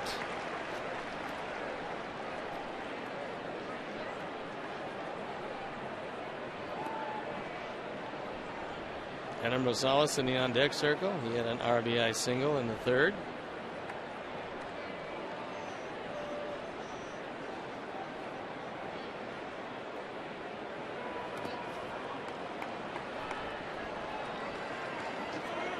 So the 1-out walk. And here comes from Rosales, who grounded to 3rd hard. That was in the 2nd inning. Then an RBI single. Also a couple of big Sox fans looking out at Palos Heights. Bernie and Clara Van Howe. Big Sox fans. We need you to concentrate, Bernie and Clara. We trail by 3 here in the top of the 5th inning.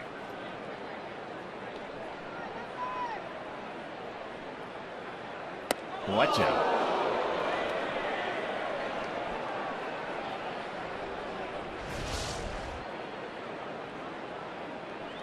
This fastball got away, and Rosales got down.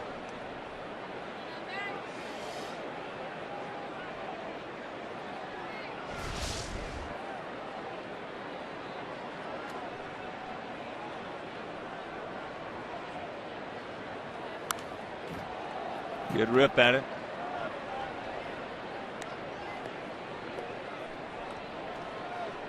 Road game watch party has gone above the 2,000 mark. All-star package at 35.23. We're stuck at 2,900. We're losing to Southpaw. That's not great. We'll never hear the end of that. The spring training getaway up to 3,800.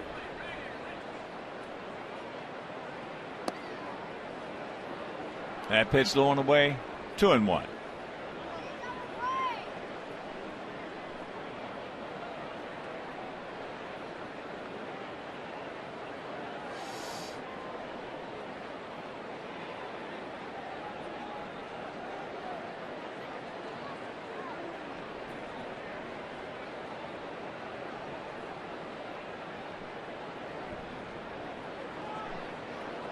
Our short lead, but he has stole 3 bases in 4 attempts.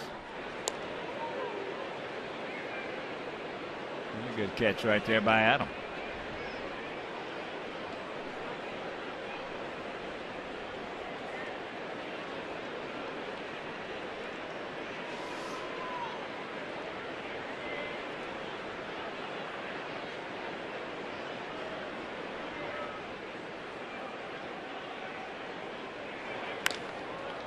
That is high in the right center field. Down the corn for Rios. 2 down.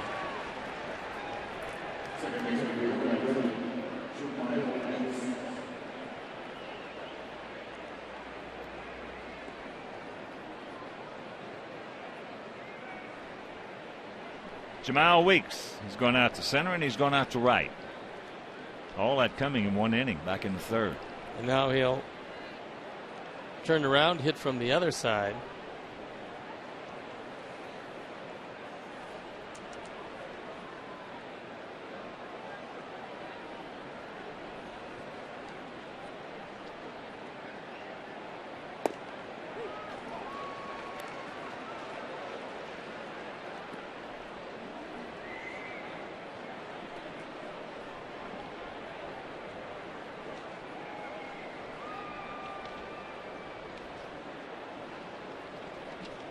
Weeks, graduating from Brantley High School down in right outside of Orlando.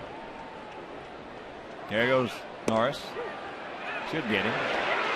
Nope, don't. High throw. For a catcher, pretty decent speed. Especially a big, strong catcher. Good pitch to throw. Throw a little high. Called by Todd Tishner. He said he beat the play.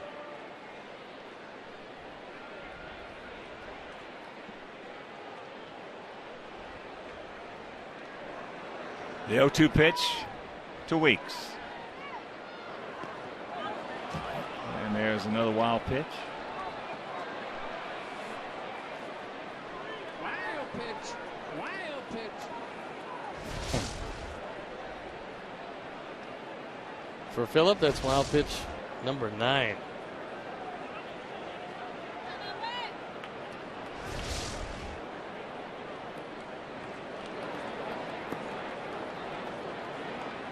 Tyler tried to backhand it. Not a real good thing to do on that.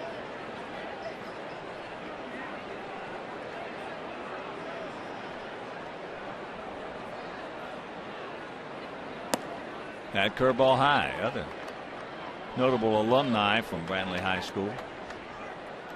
Felipe Lopez, Jason Veritek, and Johnny Venter.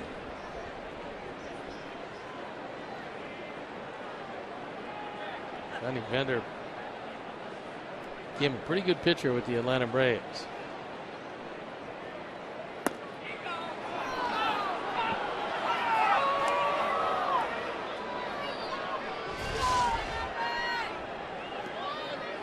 Fastball went Weeks' way.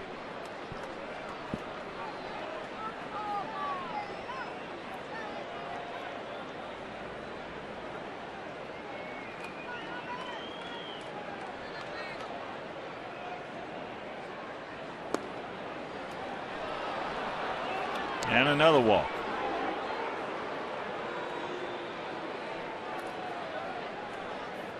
Second this inning for Umber.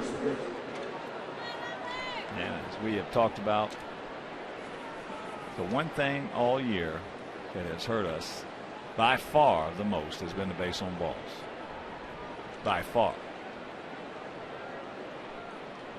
Here's Crisp. He'll turn around to hit from the left side, where he's much better than he is as a right-hand hitter.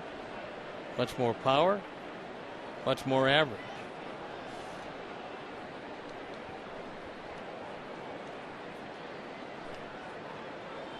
Four minutes left in that auction.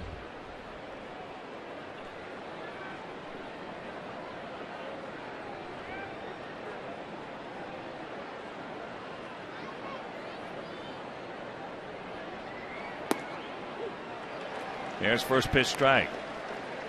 Crisp, as usual, 2 for 3 against us with a couple of runs scored.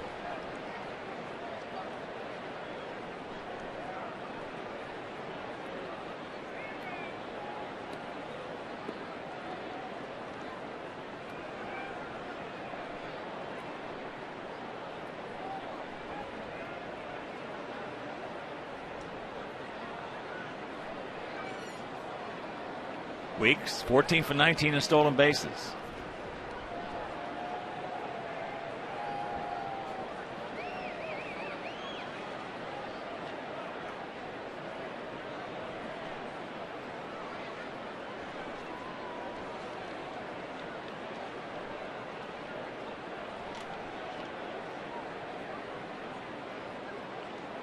Here he goes. Strike is called on the curveball.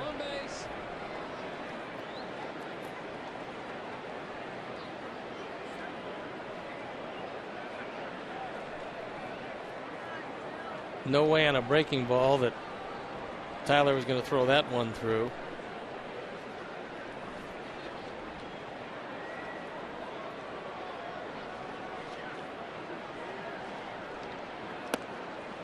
And that's up high.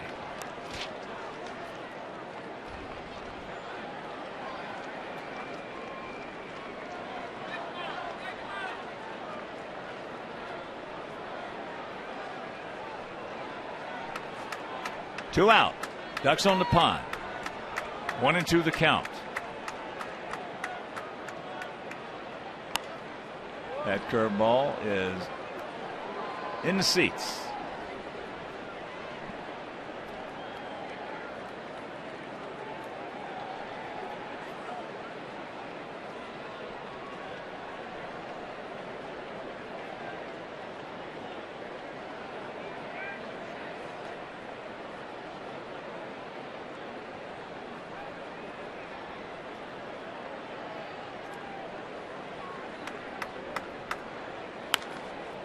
And that has popped up.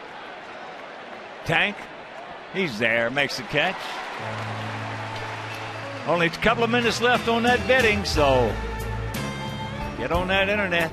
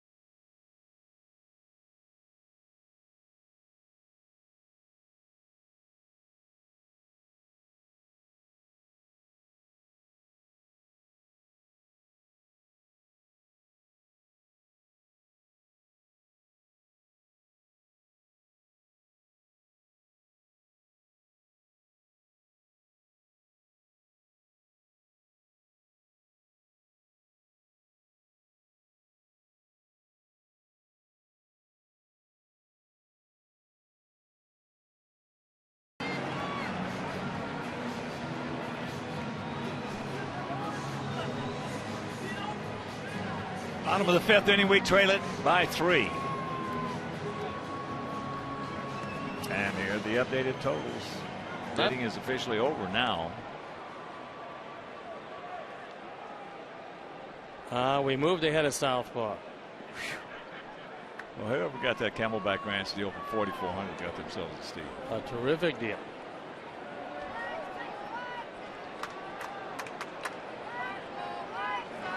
Diaza takes first pitch inside.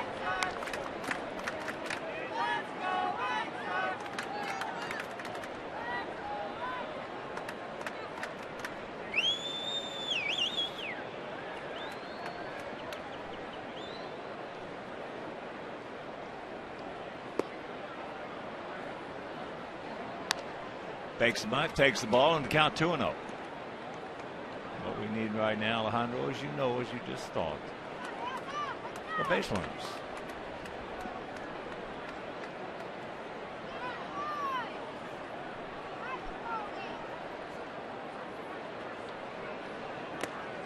That got him. You got him. We got the base runner, and hopefully he's okay.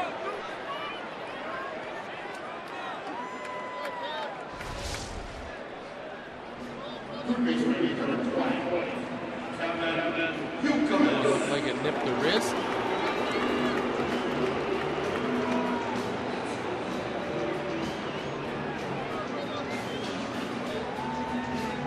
So here's Uke, 0 for 2. Uke, a couple of strikeouts. Got a couple good pitches to hit. Just went through them.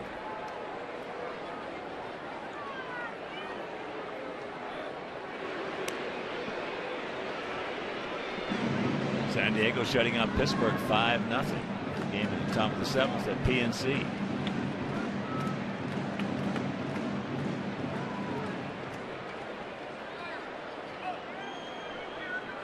Cleveland now leading the Red Sox 5-2, top of the 9th. At Progressive Field.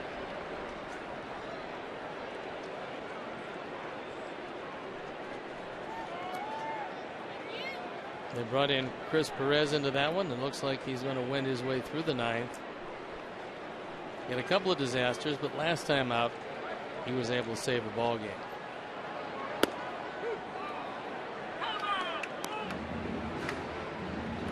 One and one to count. Bullpen up and going.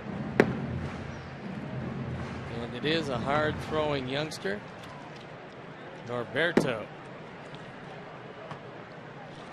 He can't rush it up there. And that ball hit high in the center field. Deep stretch. Right back into McCarty's sign. You can put it on the board. Yes. Yes.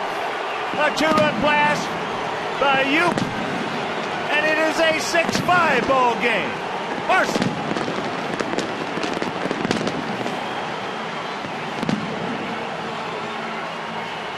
14 and 43 on the power numbers. As Kevin Youkilis got one up in the wind. This ball didn't look like it had enough when it left the bat, but the winds are really starting to pick up. Chris thought he had a chance, but when you hit the wall like that before you jump, it takes away any kind of spring you might have, and that ball left the yard. And of course, with that home run by Youkilis, the Alex Snellius family will donate $100 to White Sox charities for every Sox homer hit throughout the course of the season. That is number 142, so $14,200 donated by Alex Snellius in loving memory of Ursula. Weeks is right there. Adam is gone. One out. Adam now 0 for 2 with a walk, and that'll bring up Rios.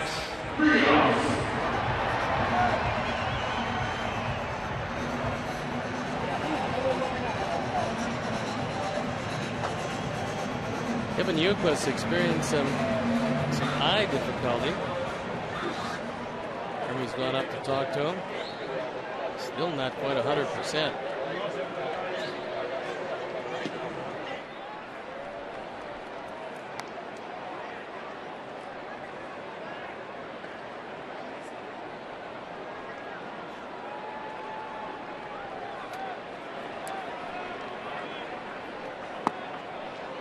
And the count 2-0 with A.J. on deck.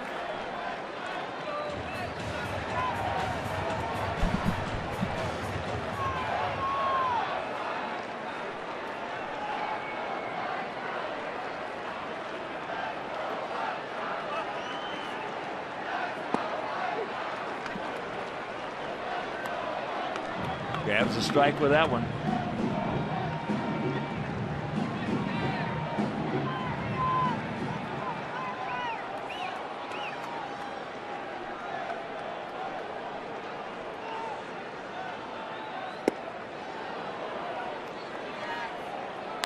Well, sometimes these celebrations don't work out real well. And it looked like Diaza thumbed him in the eye. So it wasn't quite as high a 5 as he needed. I mean, you know, that's just ask Kendrys Morales about their celebrations. Yep. As he rings up Rios, 2 down. I mean, they're nice and all that stuff, but you got to be careful.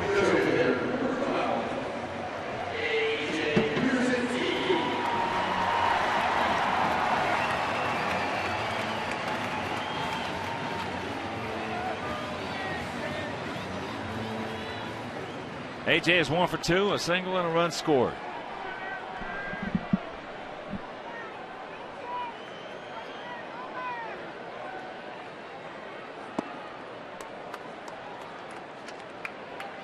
That's a good way to detach a retina.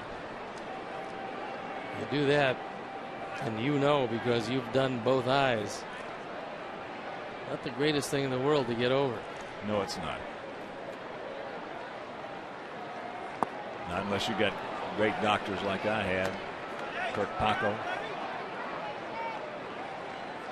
David Orth, Jim Noth, Tracy Williams. How long did it take you before you got over having it done in one eye completely? Well, with Kirk Paco, it took virtually no time. He's probably the best in the world. He's probably the best retinal surgeon in the world, and he's right here in Chicago. That'll do it, but the 2-run homer by Ayuk. We're right back in this thing.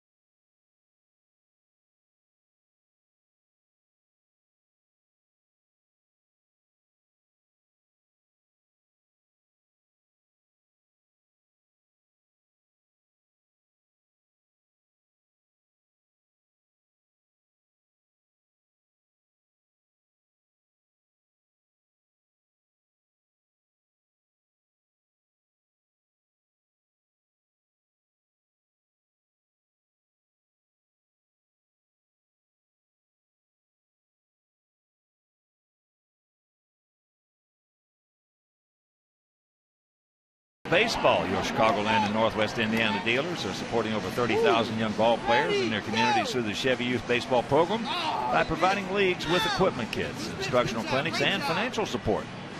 From the big leagues to the youth league, Chevy is truly the official vehicle of baseball.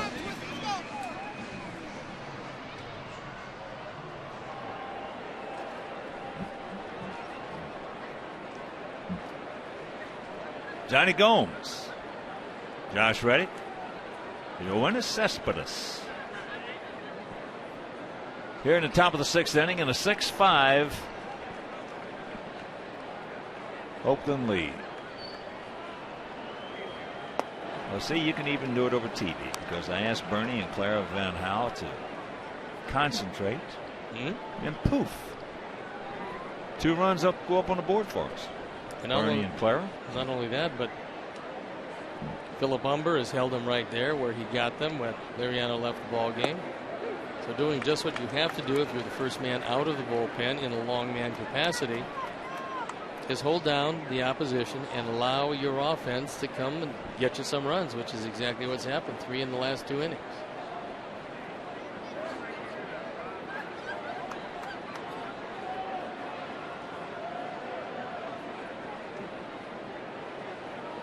Well, to show you how the culture of baseball has changed and the coaching and everything.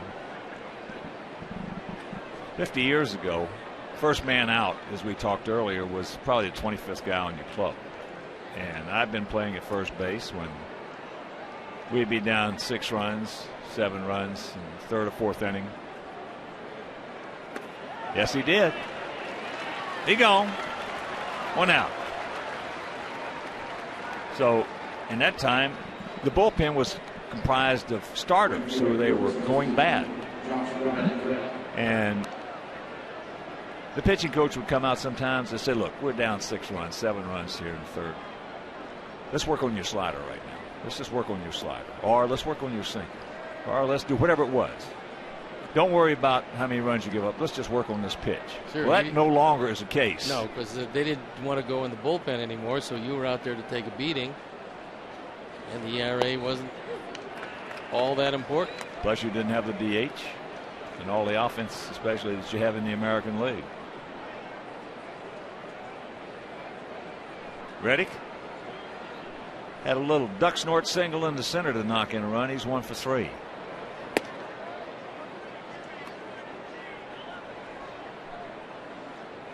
Boy, he's got a lot of RA in him. I like that. Been a terrific player since the acquisition. Out of Savannah, Georgia.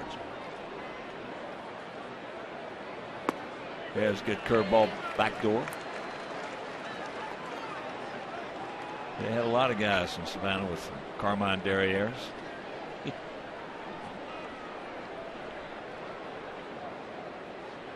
You have been one of those guys, perhaps? No.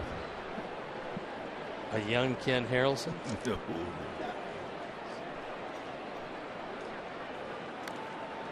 Just got a piece of it. Bottom of the 2nd, Texas, 1-0 Detroit. Tampa Bay leading Minnesota 4-2. Bottom of the 7th at Target Field.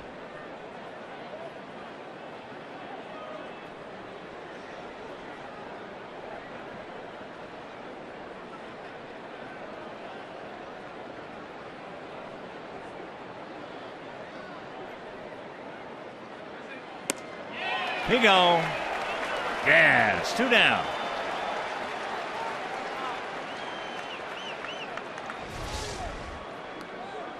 Goes to the high heat. And like a lot of left-hand home run hitters with that uppercut swing, you throw it just above the swing. It's not real easy for them to catch up to that ball upstairs. There are 2 left-handed hitters in this league similar.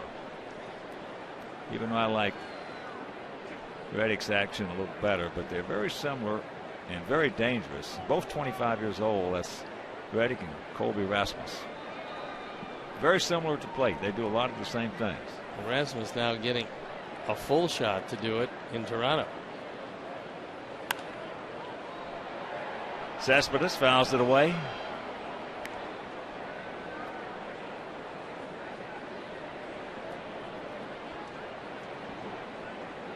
Jonas has been plagued by a number of injuries this year. Had some hamstring problems.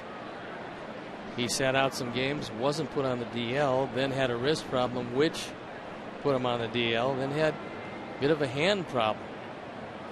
Hand problem came protecting himself on a slide. Sometimes you push that right hand down as you slide, and so that cost him a couple of games. When he's healthy, he's a tremendous force.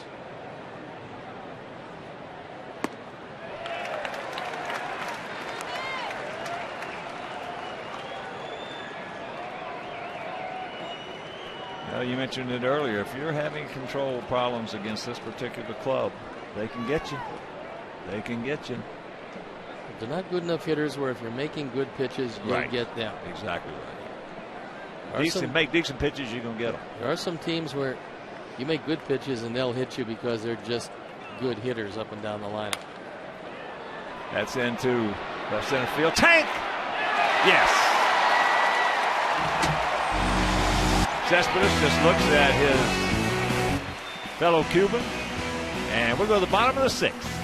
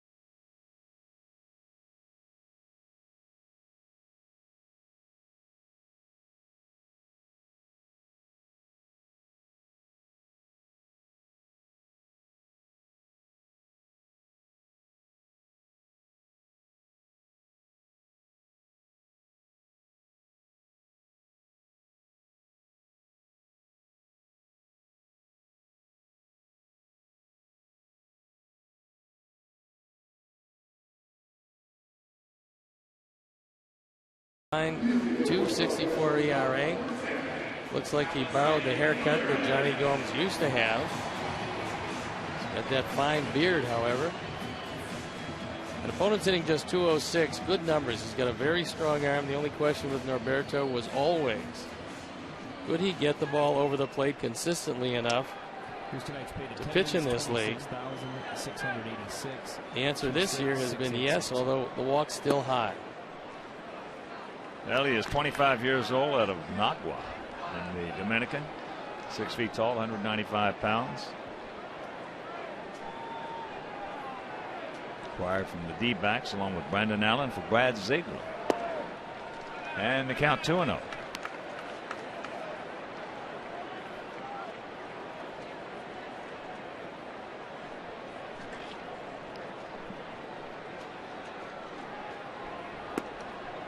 And there's a strike.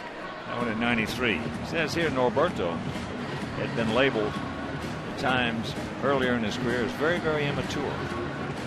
But since he got married and had a baby girl, settled down, and coaches and scouts now say he's doing a lot more listening and observing than talking.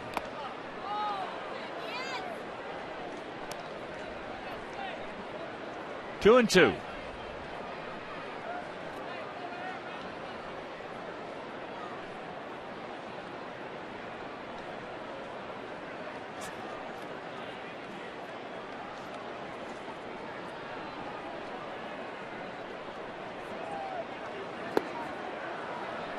One out. Alexei now 1 for 3, a double and a run scored. That back in the second inning.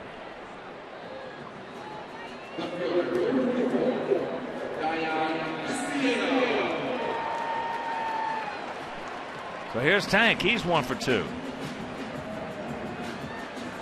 RBI back in the second inning on a ground out. Then he doubled and scored in the fourth. That one at 94 away. Once again, a reminder, make your plans to be with us tomorrow. Chris Sale against Bartolo Colon. Finale of this series and this homestand.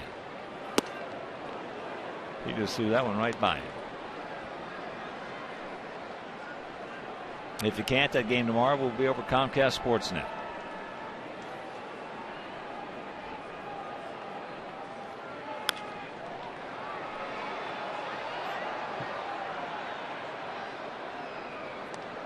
One and two the count.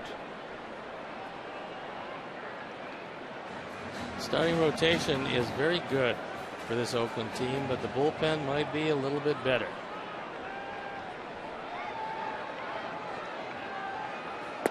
Got him right there.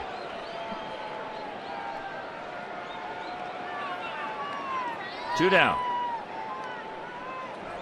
Well, Brandon McCarthy pitched well last night. When he's healthy, he's a good pitcher. Yes, he did.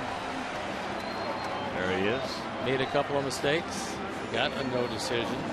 Well, you know, he's such a nice young man. We had him over here, and except when he pitches against us, I pull for him every outing. Well, the only thing that's really ever stopped him was shoulder difficulties, and he's had them consistently. 8 trips to the disabled list. But when he has been healthy enough to pitch, he's been a very good pitcher.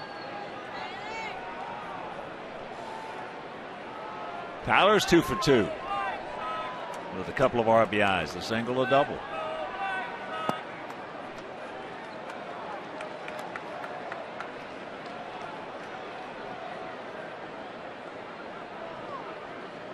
Rare opportunity today with Paulie on the disabled list.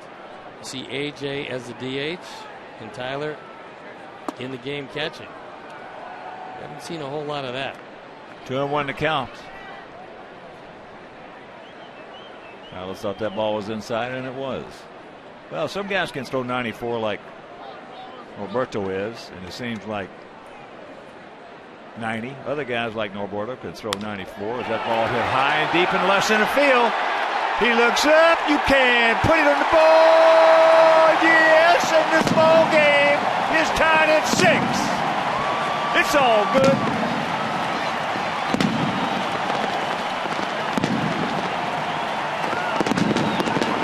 Third run batted in tonight.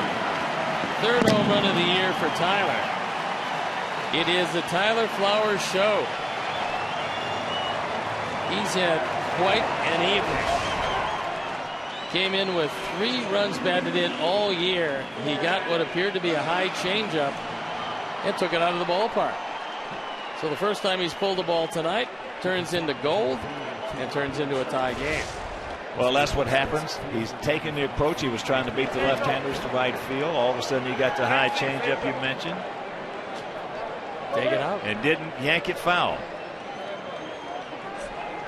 A 6-6 tie. Totals on the board identical to 6-7-0. To finish it off, some guys can throw 94, and it looks like it's 90. Other guys can throw 94. They're at 100. There's something in that motion.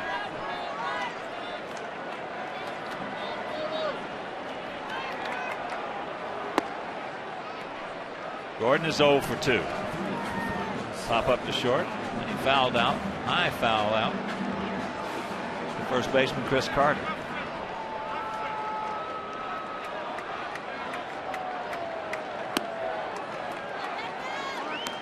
Three and 1 to count. The eyes on deck.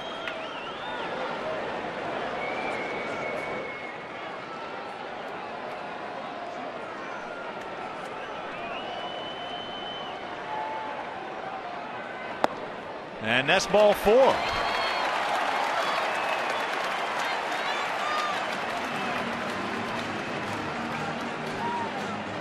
Now Weeks comes in. He wants to talk to Norberto. So Liriano's off the hook.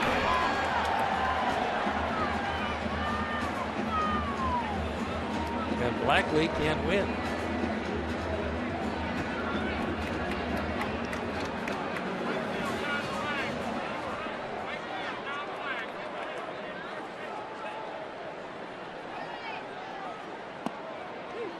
First pitch strike.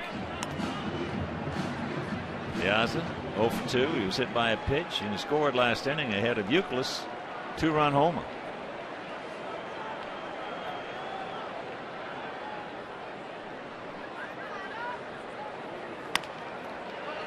Little chopper Weeks. Tyler Flowers has put this game back on even ground.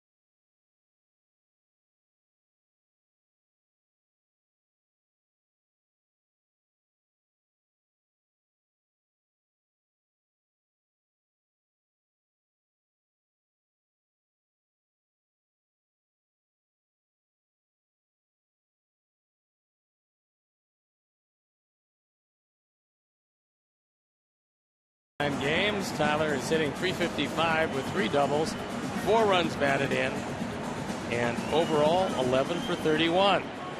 This catcher profile is sponsored by Xfinity Home. Xfinity Home offers state-of-the-art features that help you stay connected to your home and family anytime, anywhere. Chris Carter cannot get the breaking ball. He has faced number 1 time and he struck out. Called out on a curve. Prior to that, off Liriano, he had doubled and had a 2-run single and scored a run.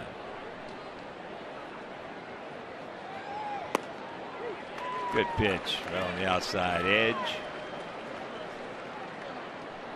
0-2. 26,686.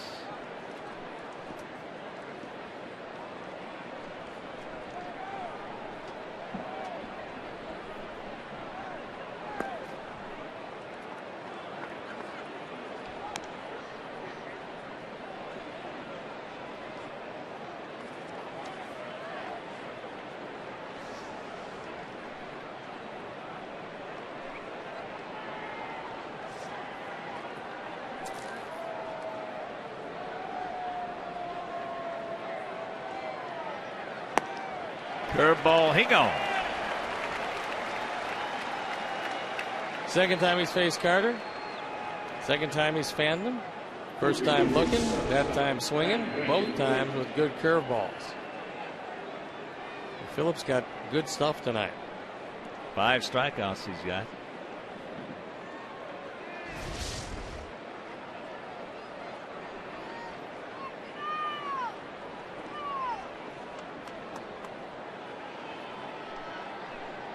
Strikeouts in 3 innings. So here's Inge. He also struck out against Phillip. That's up high. Brandon 0 for 2 with a walk and a run scored.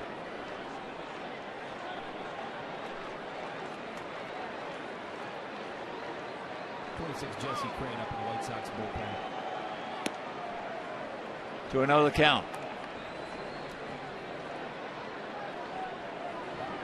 Jesse Crane loosening in the pen. Going through that most unusual bullpen ritual of standing well in back of the mound, taking a running start, and getting ready in a hurry. Somebody else did that, and I can't remember who it was.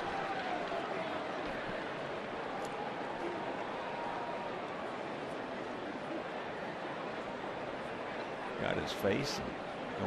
Can't put the name on it. Only took him about 5 pitches to get loose.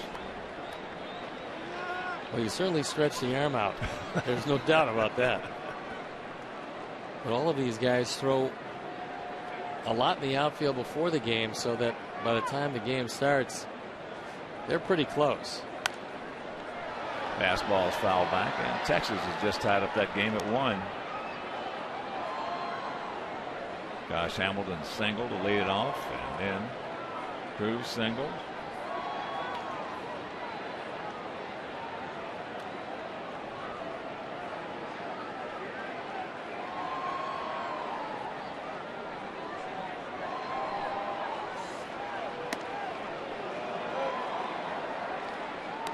And there's another walk.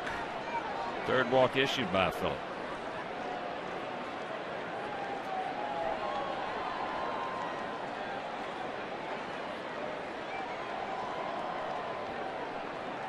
Tyler Flowers, I'm sure, on instruction from the dugout, goes out to spend some time on the mound, allow Jesse Crain to get probably as many as 7 or 8 extra pitches, and will stay out there until Bob Davidson walks out. Nope, now Robin is coming out, and he's going to walk very slowly.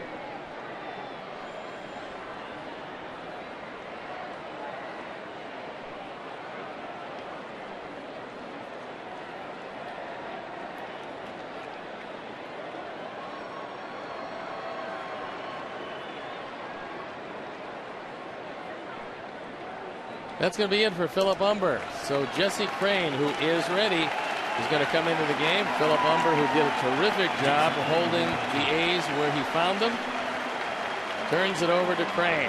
And we'll step out and be back after these messages.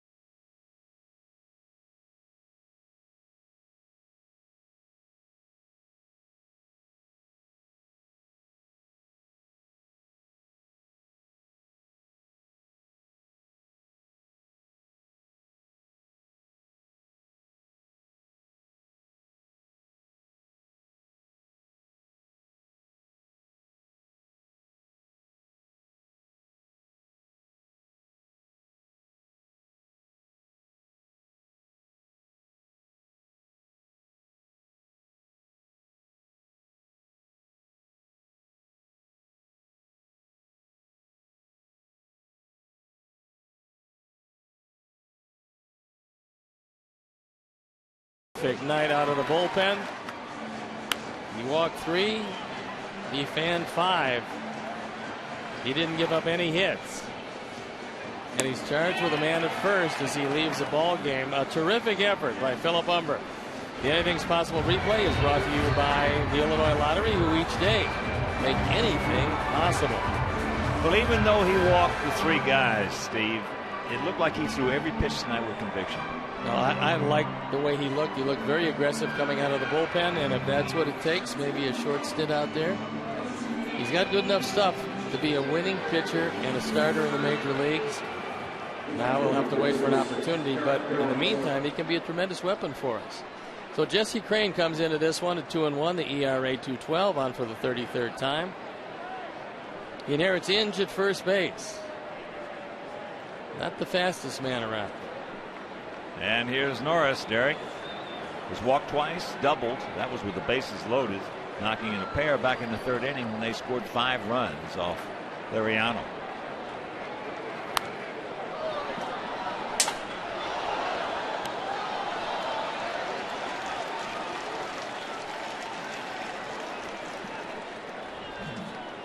Here are the official final totals.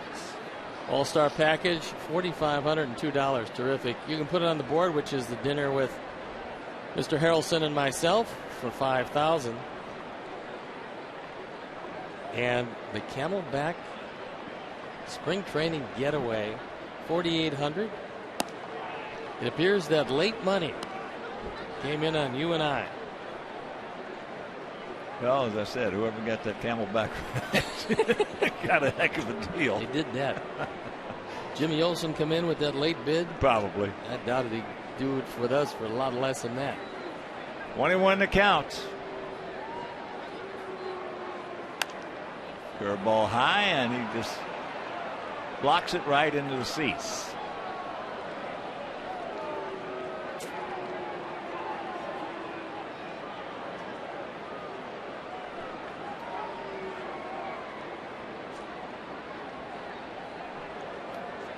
One out, one on, 1-2 the count.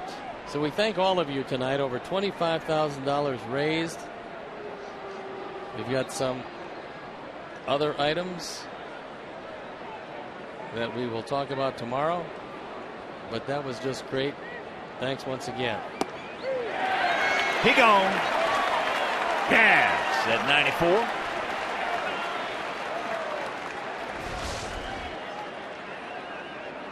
He went away, away, away, and went inside. Tyler sold it, moved the glove ever so slightly, and Norris, a strikeout victim. Well, we have a moment. We'll sound a big White Sox shout out and hello to Roger, Warren, who is golf director at Kiowa Island, where they're having the PGA. And that golf course is just eating them up and spitting them out. Roger, formerly out at Seven Bridges here in Chicago, and former past president of the PGA. Cliff Pennington comes on a pinch hit. He started last night's game, showed us he's got some pop from the left side. He tripled in the 6th inning, but was stranded right there.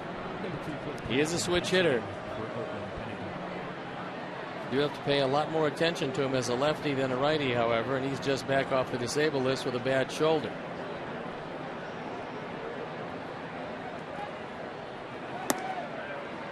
Takes ball 1.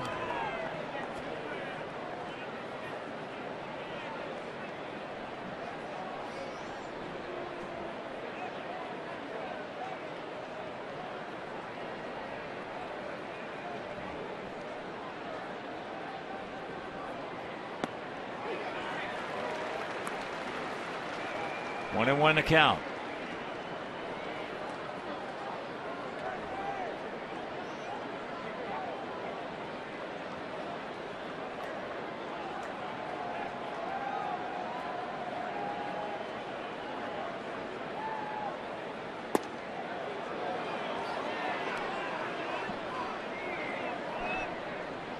Totals on the board still identical at 6 runs, 7 hits, no errors each.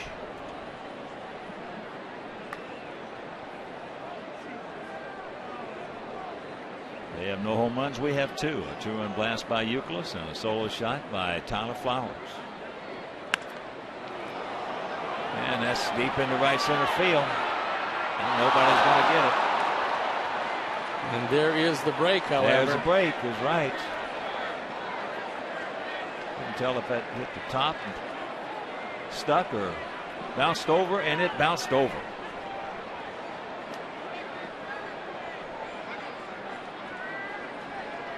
So a big break. We talked about the power of Pennington from the left side, and he shows it to us again. This is very similar to the one last night. That looked like it went through the fence. Looked funny. That's what I'm saying. I couldn't tell if it stuck in the top or not. Tom Welke explaining it to him. It looked like it went through it. It's kind of strange. I haven't seen much of anything like that.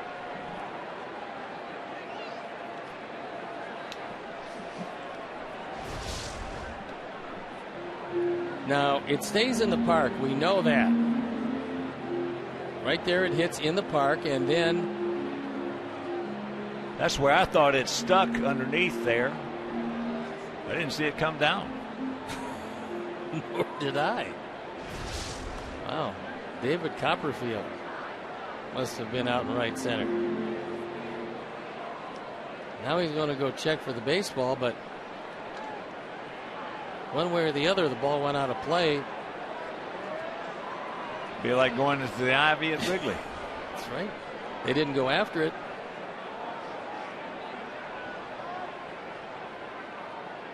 Oh, it's stuck underneath in the padding. That's what it looked like in real time.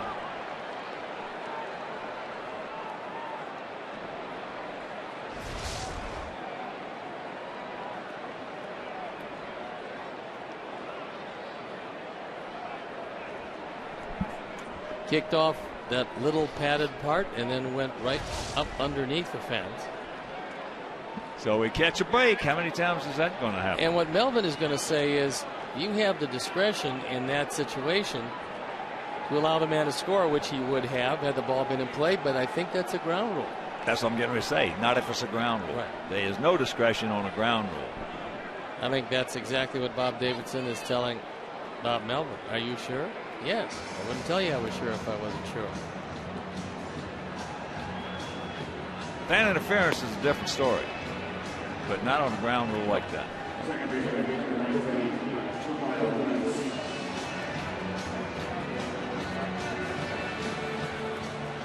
So now ducks on the pond, 2 out. And here's Jamal Weeks. He is 0 for 2 with a walk. Coco Crisp on deck.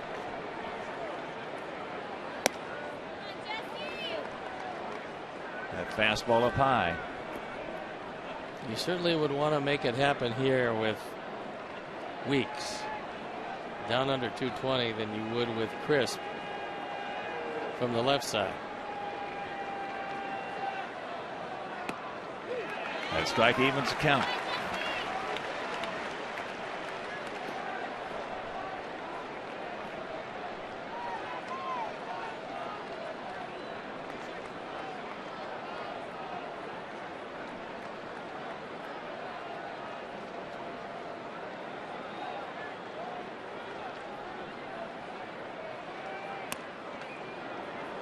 Good save right there by Tyler.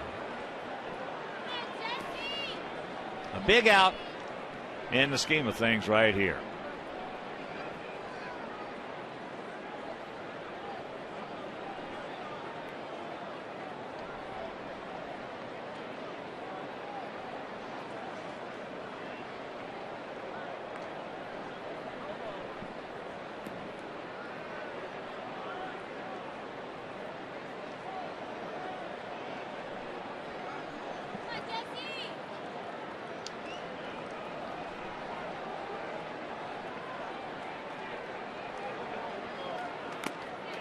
Goes through it. That one at 93, so the count 2-2.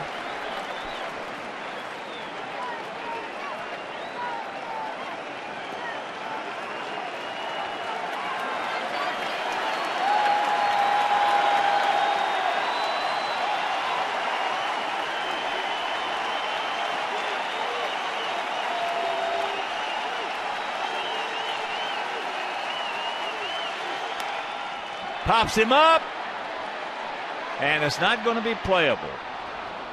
Unfortunately, it is going to be foul.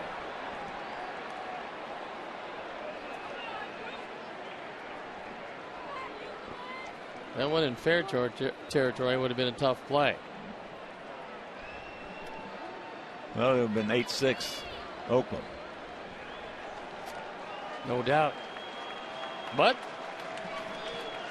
we've got some breaks this inning. Let's see if Jesse can pitch his way out of it.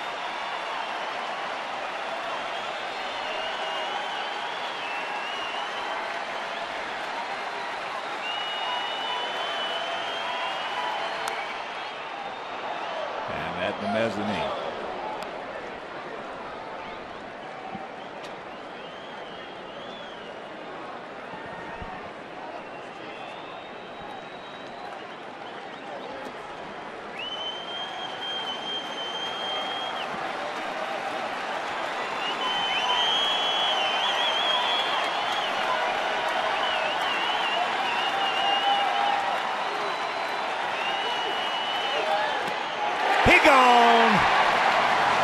Jesse Crane, yes. 7th inning stretch, tied at 6.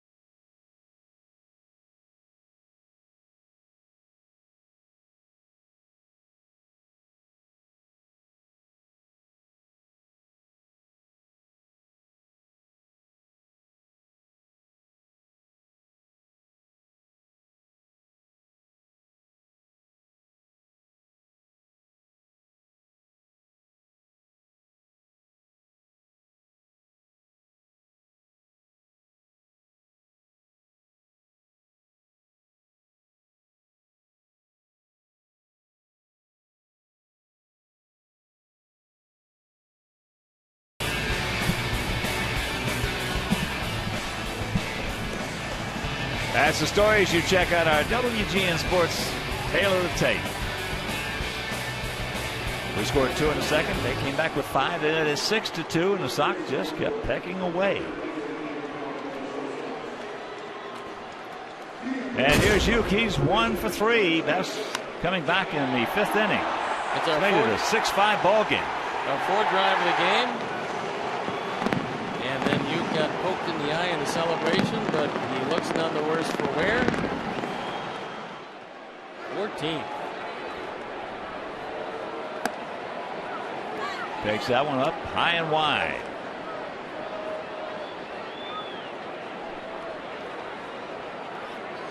Bottom of the 4th down in Texas. Tied at 1 with the Tigers.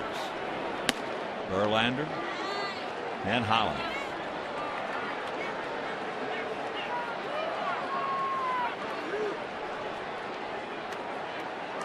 Don't help him out. Here's the 2-0 pitch.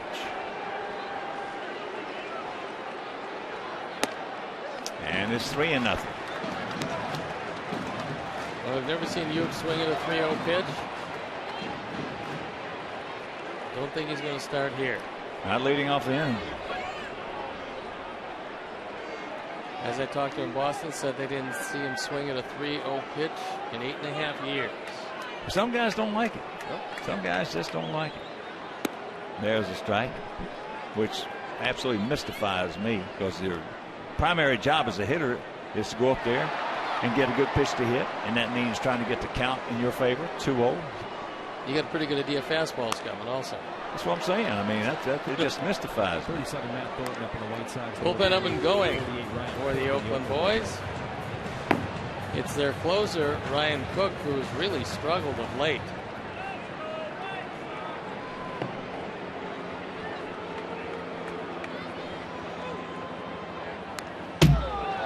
Just got a piece of that one. That was at 92.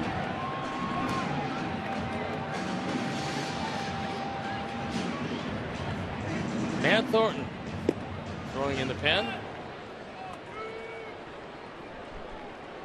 That came out for a clean inning last night. Then Brett Myers won it. There's a shot and a good way to start it. Boy, he just got some top hands, some severe top hand in on that swing.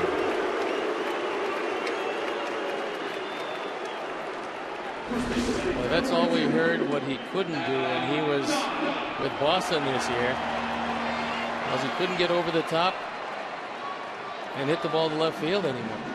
That has not been in evidence since he put on that White Sox uniform. Kurt Young coming back to the A's. Very happy to have him.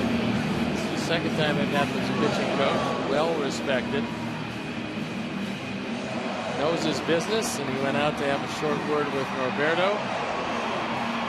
And what he wants him to do with Adam Dunn, and they probably will not be able to make near as radical a shift on Adam as they normally would.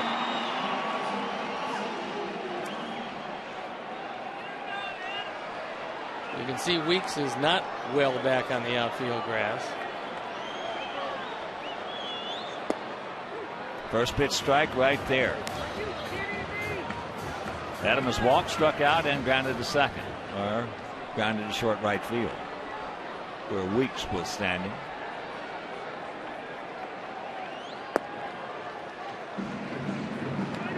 One and one to count.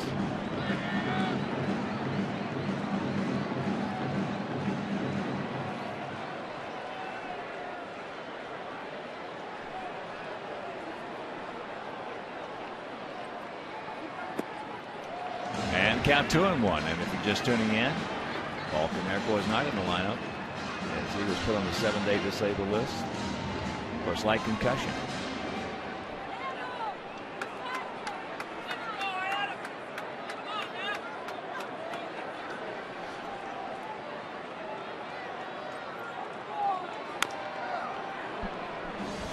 And that's chopped foul, so the count 2-2.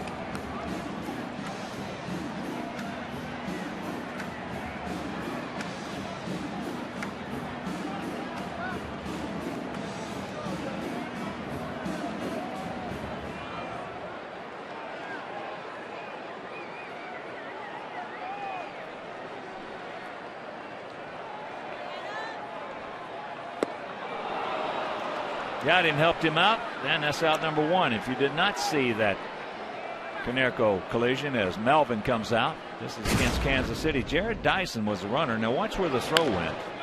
And watch how Paulie actually went back into the elbow of Dyson. Caught it right in the temple area.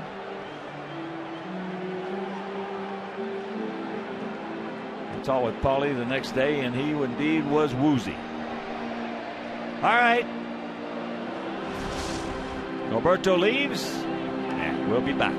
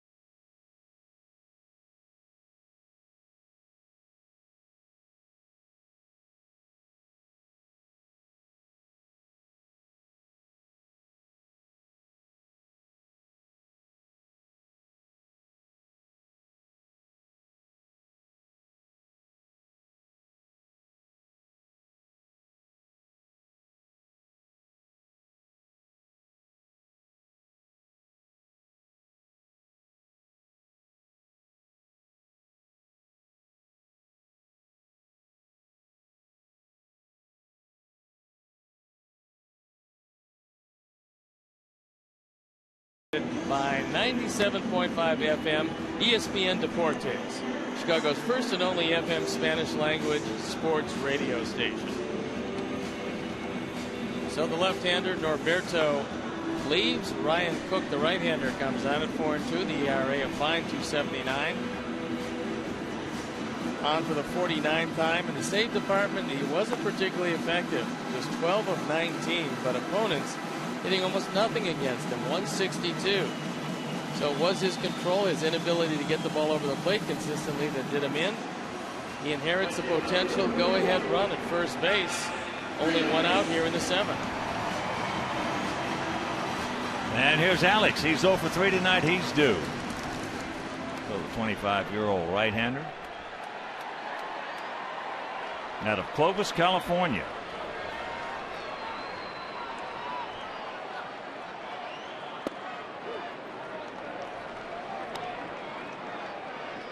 Oh, and 1 to count.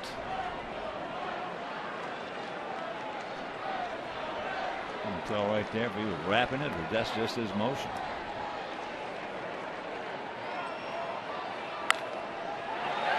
Oh, what a play. That's a fair ball, but what a play by Inge. Looks like he might be hurt. Yeah, he is. Looks like he rolled over his wrist. It's his right wrist. And the way he's grabbing it, Base hit, single. that's not a good sign. Poor guy, he's had enough injuries in his career.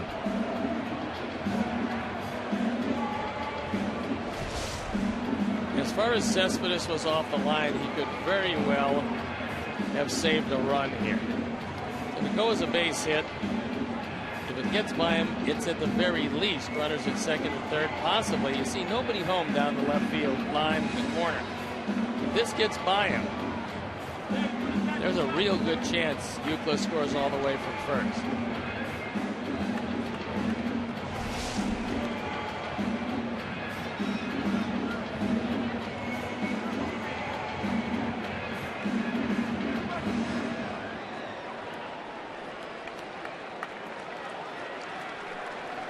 So a terrific play by the veteran Brandon Inge.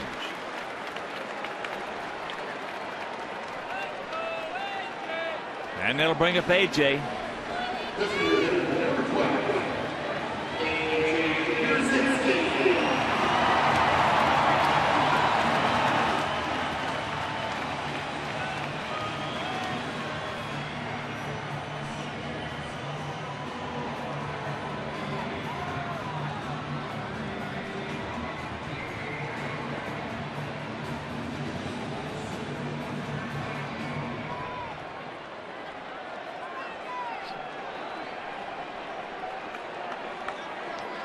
Two on, one out.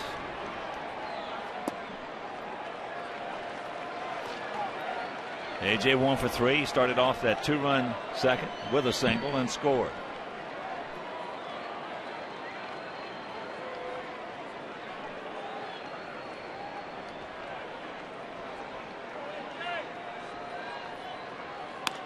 And there's a base hit. Come on, read it. All right, here he comes. Now Alex is going to be held at third. The Duke scores and the Sox lead at 7-6. Yeah. Big run batted in for AJ, his 65th of the year. So Cook, who really struggled in a closing role, now used to hold down our offense. It wasn't a closing situation, but he does indeed give up the lead. And you didn't read it right away. By the time he did, he scored easily.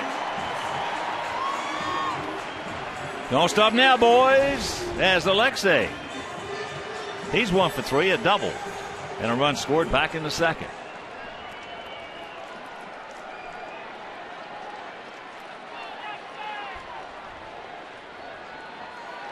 Halfway at short and second. And a breaking ball, no chance. Pitching line on Norberto. 1 1/3 innings, 2 hits, 2 runs. They were earned. 1 walk, 3 strikeouts, 1 home run. Repeat, 1 1/3 innings, 2 hits, 2 runs, they were earned, 1 walk, 3 strikeouts, 1 home run. And now he's in the big hole, 0-2. All right, Alexi. Good 2-strike hitter, buddy, right here.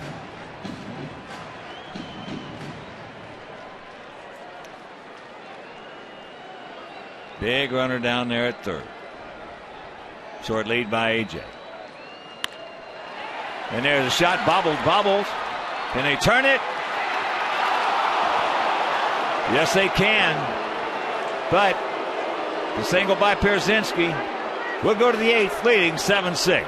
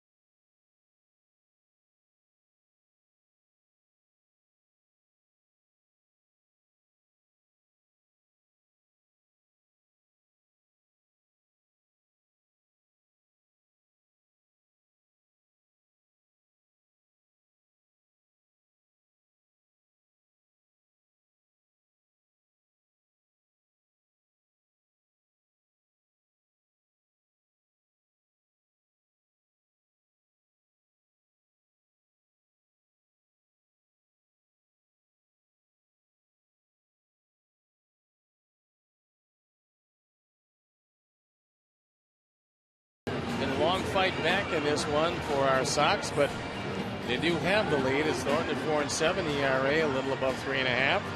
On for the 54th time. Threw a shutdown inning in the 8th inning yesterday, Fanning 2.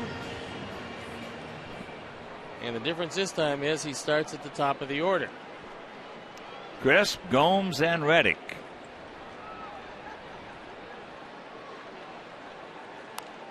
Checks up, fouls back. Crisp, 2 for 4 with 2 runs scored. A single and a run scored in the third, a double and a run scored in the fourth. That single, though, in the third started off that 5-run inning. Outfield, they are straight up, spread out, and deep. And the count 0-2. And a reminder after the game, stay tuned for the 9 o'clock news with Bob Jordan and Jackie Bang. Jim Ramsey with the weather, and Dave Innit with anything and everything that you want to know about the world of sports.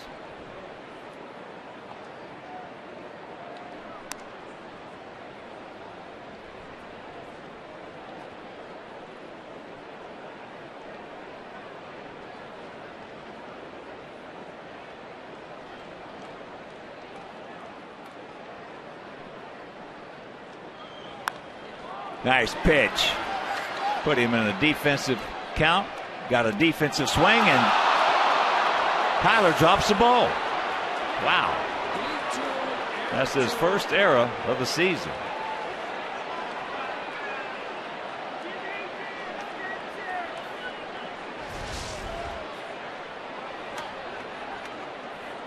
That little slider followed him straight inside and popped it straight up. And right off the glove. Looked like Tyler put his glove over his eyes. When that happens, you have to trust that it's going to stick in the glove because you're not really seeing it all that well. Well, the reason we're in first place is because we catch the ball better than anybody. But the last 10 days to 2 weeks, we've been a little. It's not been good. Been some slippage.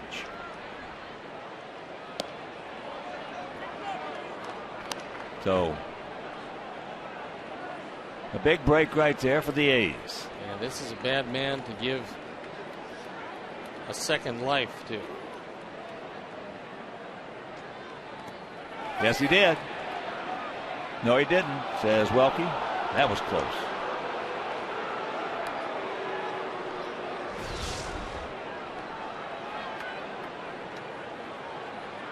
That one could have gone either way. It went Crisp's way.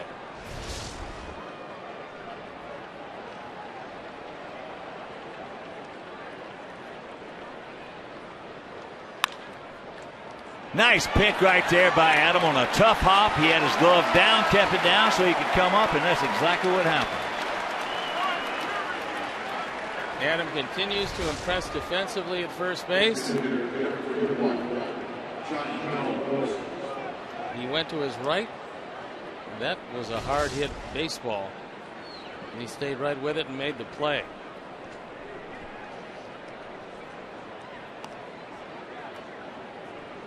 So here's Gomes.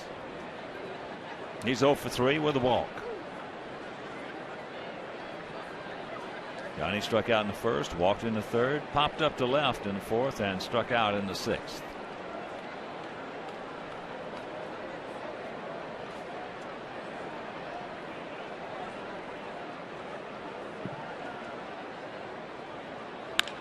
Uh-oh. This game is tied at 7. Number 13 for Gomes down on the first base. Number 13, first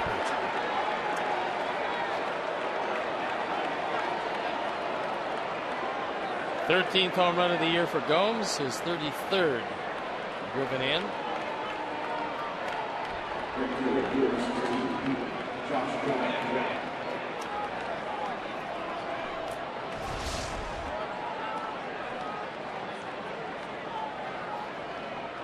That was a breaking ball that didn't do a whole lot, and Gomes with a very short stroke took it out of the park.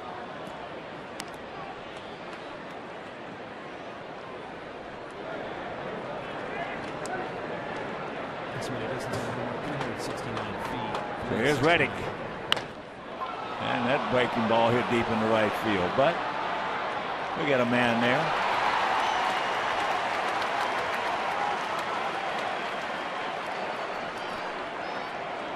Two down. Thank goodness for that beautiful play by Adam Dunn. 39 Man. Myers still in the White Sox bullpen. Reddick didn't miss that one by much.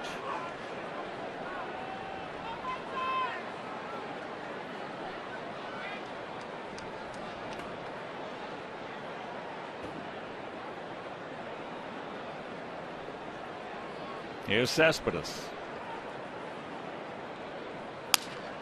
Ate him up.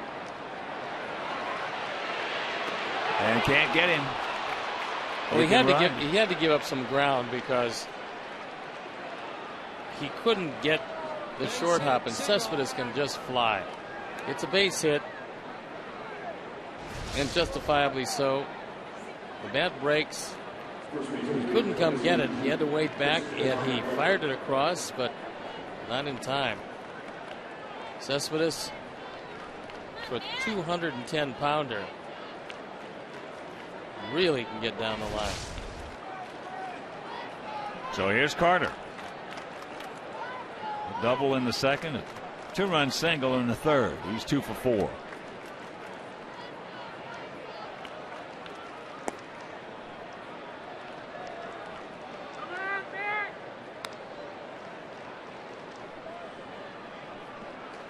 (7-10 and 0 for them, 7-10 and 1 for us.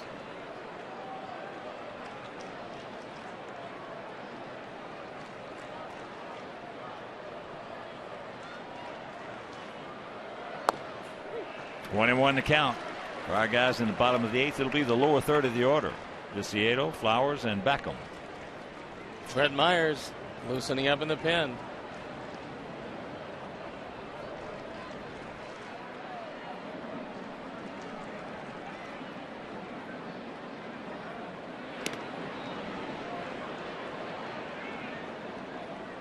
After 5 down in Texas, still tied at 1 with the Tigers.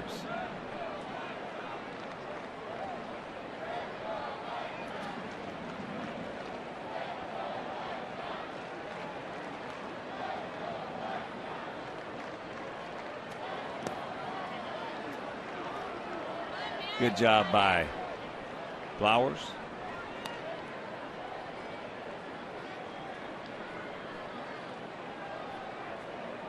Tyler's had a big night. 3 for 3, 3 RBIs, a single, a double, and a homer.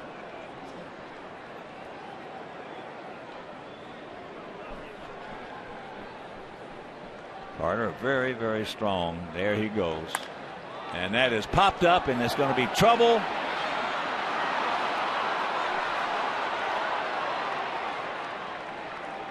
So he has had 2 absolutely squib hits in this ball game. A double he had in the second inning, right off the end of the bat, just over the first base bag. And that duck snort. Meanwhile, it counts. Didn't get much of it, but he's got 3 of them tonight, and I think Robin is probably going to go get Matt Thornton.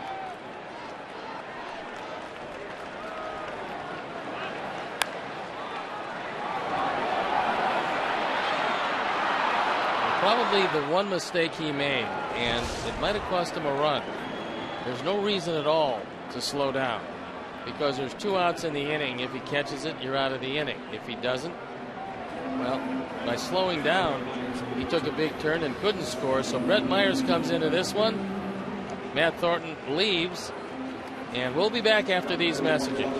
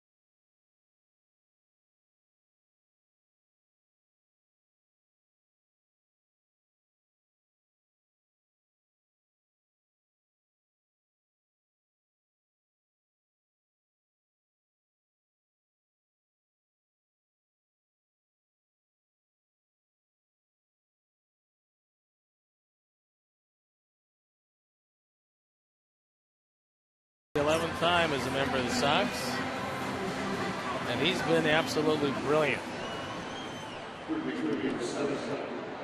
There you look at the numbers. Opponent's hitting a paltry 111, and he's got to retire Brandon Inge.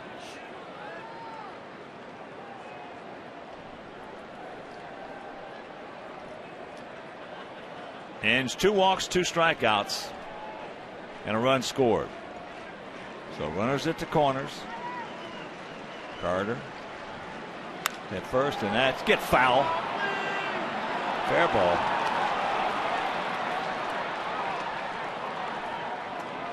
And the A's lead it 8-7.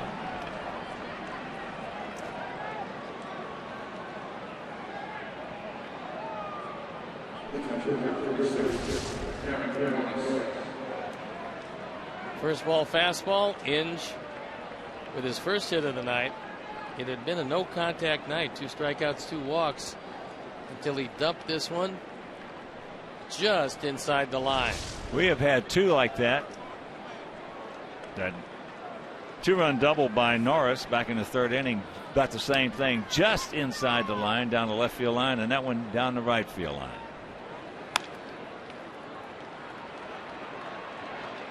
And it'll retire the side, but the damage is done.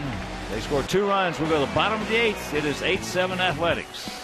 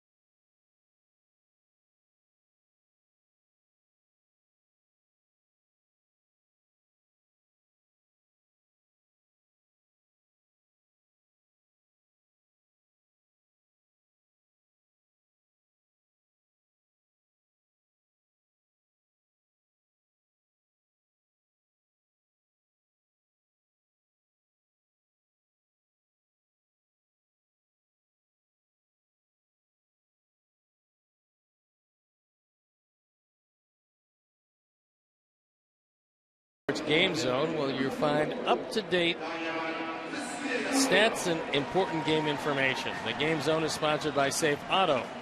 Call 1-800-SAFE-AUTO now for a free quote with reduced rates up to 35%. Drive safe, spend less.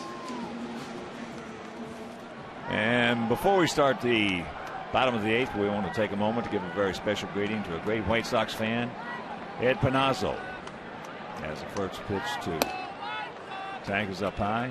Ed was born and raised on the south side of Chicago and now lives in Bismarck, Illinois, and all of our Sox and all of our Sox fans support him in his fight against cancer. We're with you, Ed. That's out of play.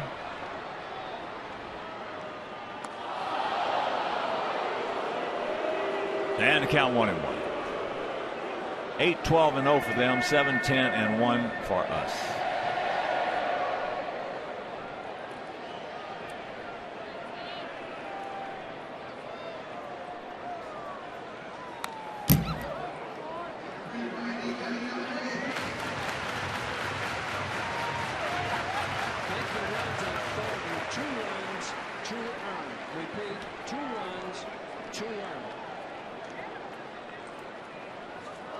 One and two, Viciado.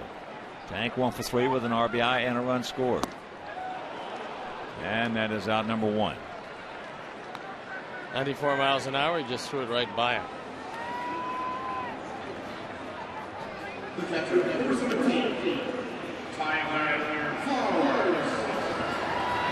Here's Tyler. RBI double, RBI single, and a homer. And this tied up the ball game.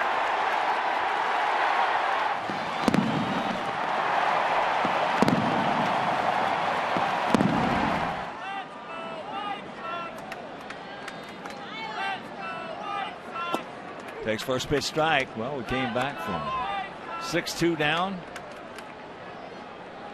Now we got to fight one more time.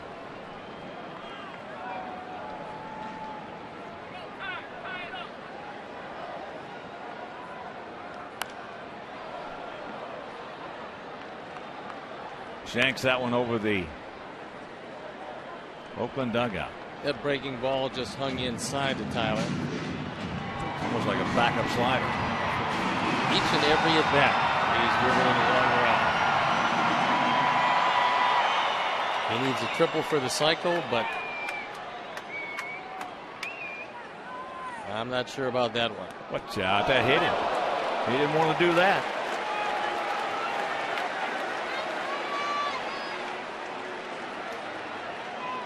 So decent speed aboard, and it'll bring up Beckham. Gordon's due. He's 0 for 2. 0-2 pitch. And he puts the tying run on.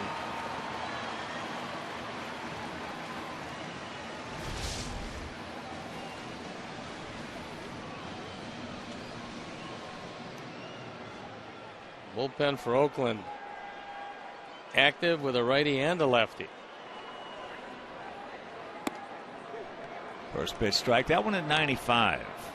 Gordon has popped to short, fouled out to first, and walked. It's Balfour and Blevins. Blevins a tall, thin left-hander, and Balfour probably going to be used as the closer now. And that has popped up.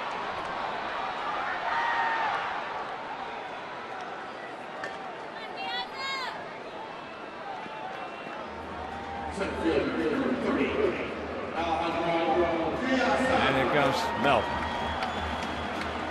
He's got Blevins down there ready. And that's who he wants. So Blevins.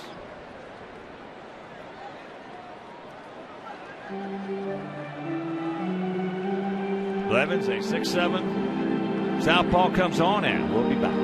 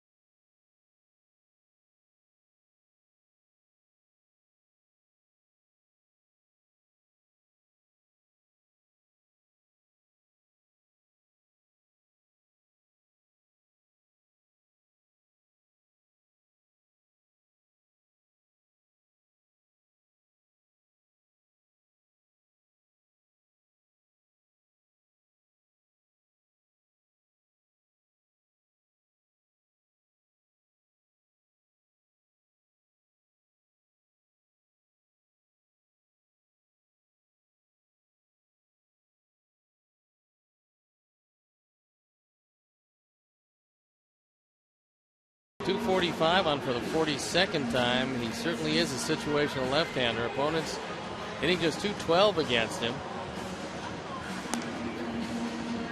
And he's a left-handed specialist. So I would assume if he doesn't get Diaza, we're probably going to see Balfour in to face Euclid.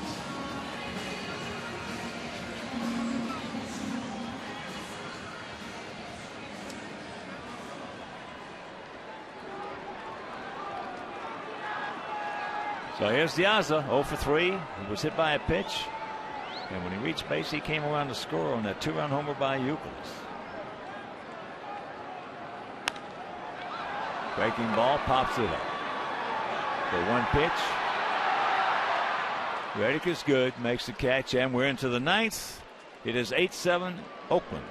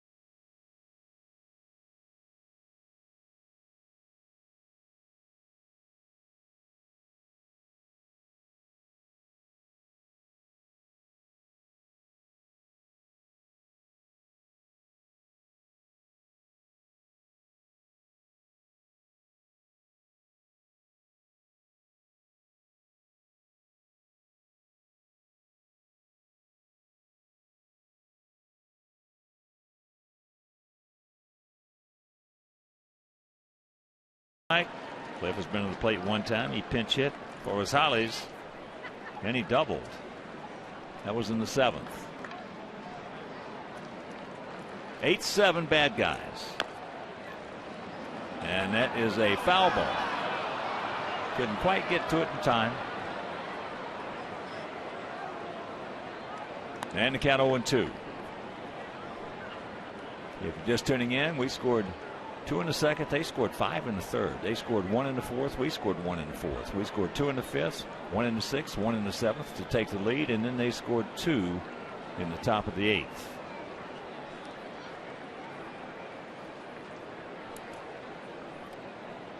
Pitchers of record are Cook and Thornton.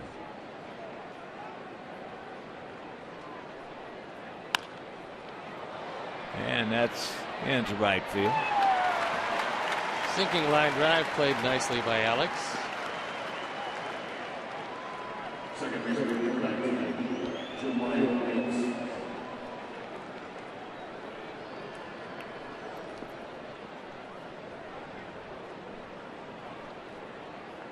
Here's Weeks.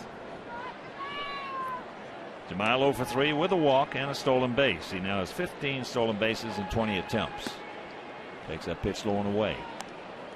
For our guys in the bottom of the 9th inning, it'll be Euclid, Dunn, Rios, with AJ batting 4th. Chopper 2 Hopper. And 2 out.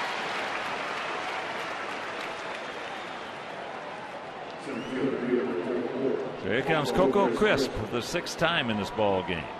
He's 2 for 5.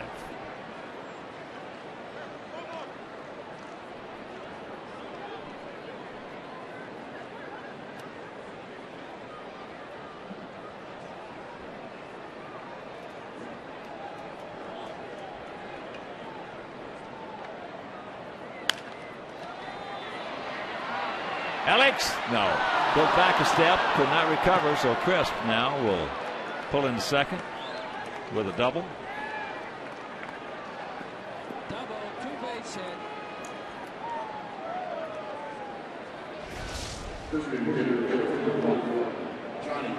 This one right off the end of the bat. Probably looked a little bit firmer than it actually was. Big swing, but didn't get there for Alex, who couldn't knock it down once he couldn't catch it. And it goes for a 2-base hit. And here's Gomes. He's 1 for 4, but it was a biggie. A home run last inning. Johnny now with 13 on the season and 131 in his career.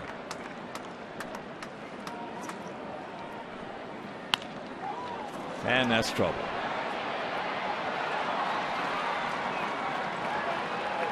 So it's a 9-7 ball game.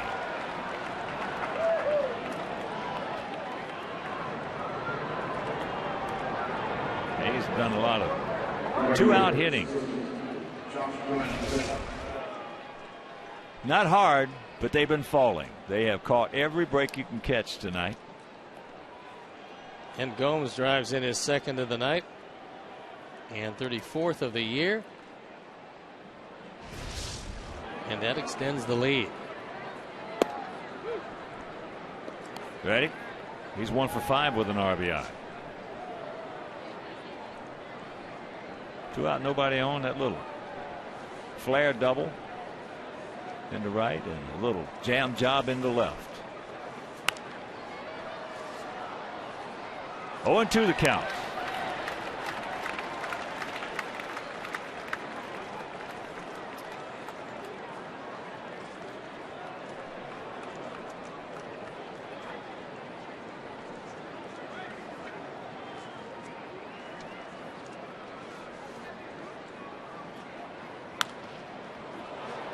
Turns and burns on a breaking ball.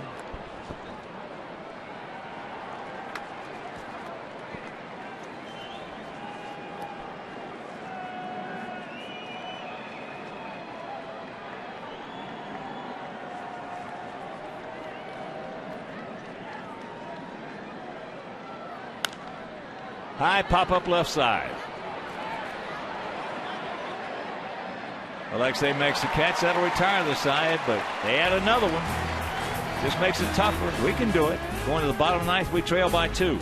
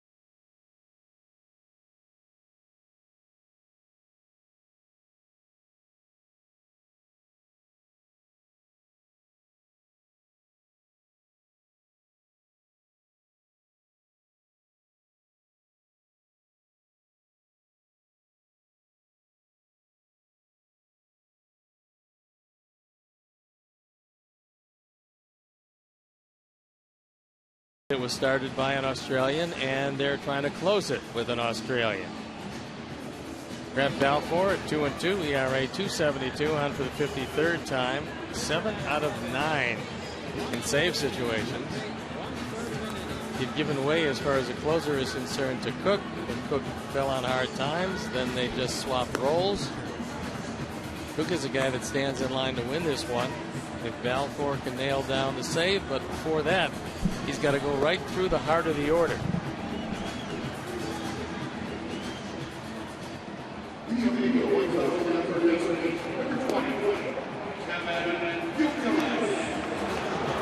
Got a pretty good fastball. We remember him from his Tampa Bay days.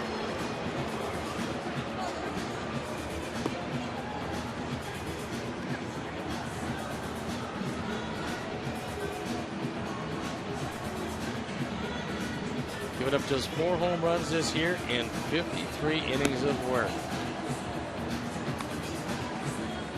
Will Euclid's done, Rios, hopefully Pierzynski, maybe Ramirez and Viciedo to face it. Yeah, that's a great concept.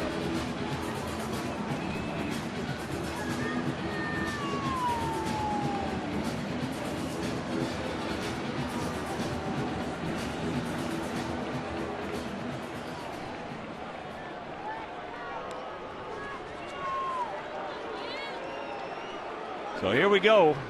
Balfour,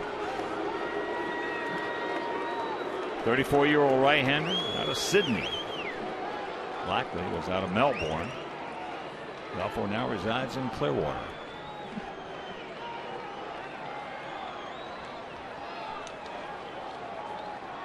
So here's Uke. 2 for 4, a 2-run homer, a single, and a run scored on the single. So he is 2 for 4, 2 knocked in and 2 scored. Breaking ball, no.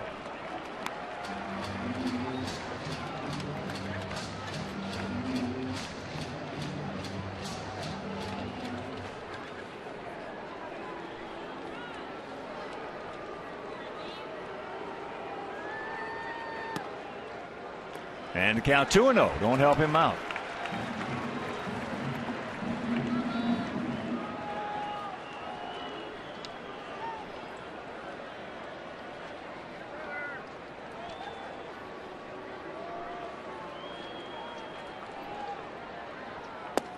Pours it right over.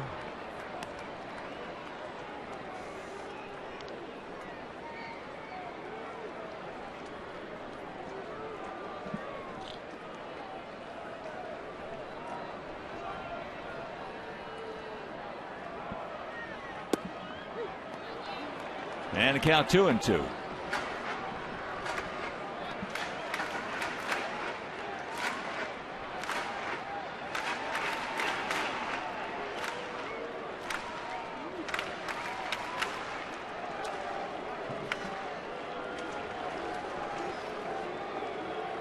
Watch out, that hit him.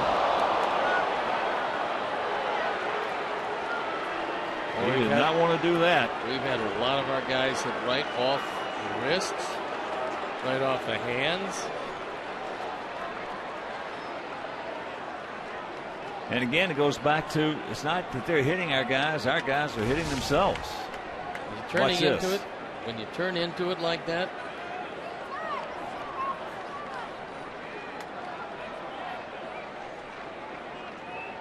Now, AJ was drilled last night on purpose by McCarthy. Outside of that, our guys have just hit themselves.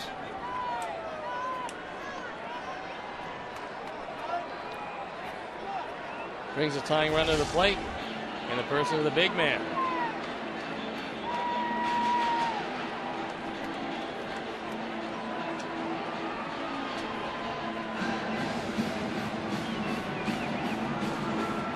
You can see the discoloration from here.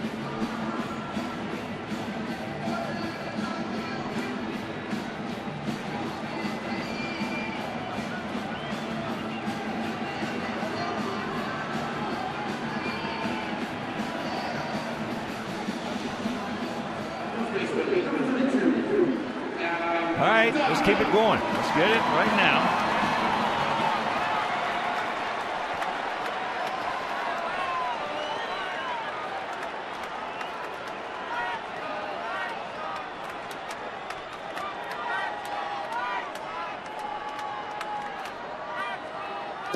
Adam takes it right there. He's 0 for 3 tonight. A walk, a couple strikeouts, and a ground out to second.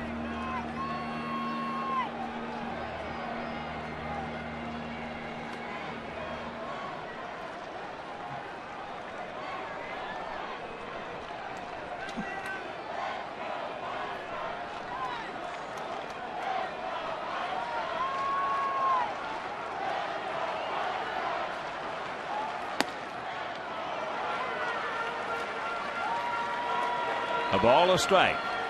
Nobody out. One on. We trail at 9-7.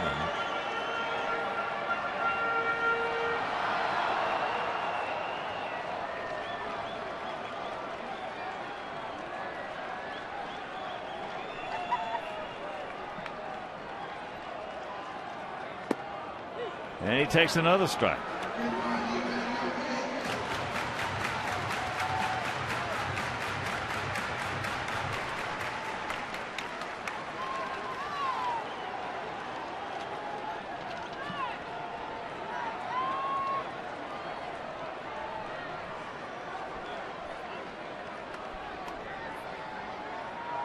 Got a modified shift on. Outfield very deep straight away for the most part.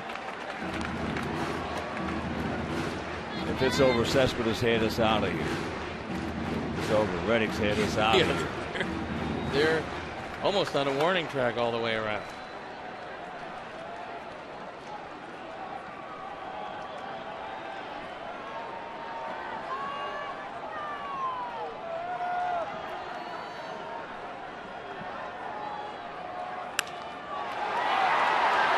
That's into left field. And that's out number 1. Playing it perfectly. He had to move in 2 steps. Get it right to him. And they're in the top of the 8th, and Texas still tied at 1 with the Tigers. Verlander had 102 pitches through 6 innings.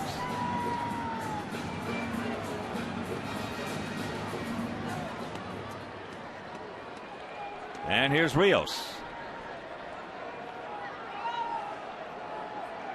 Alex is 1 for 4.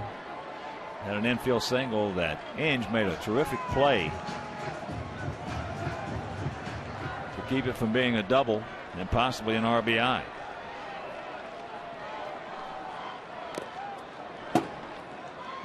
Oh, and 1 to count to Rios.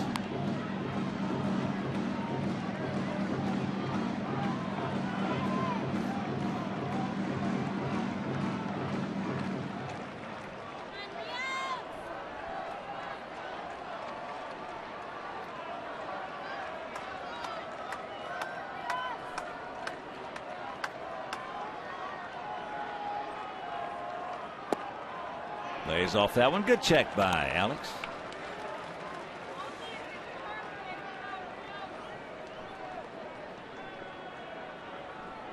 They have one home run. That was by Gomes. In the 8th off Thornton. We have 2 home runs. 2-run shot by Uke in the 5th. And Flowers with a solo blast in the 6th.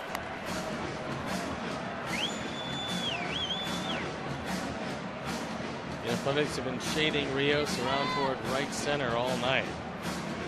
No exception here.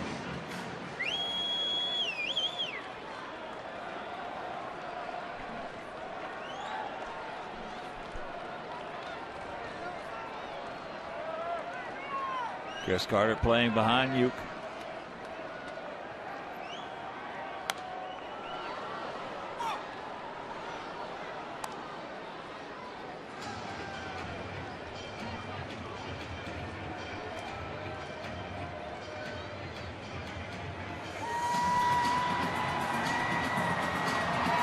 First and 30, big guy.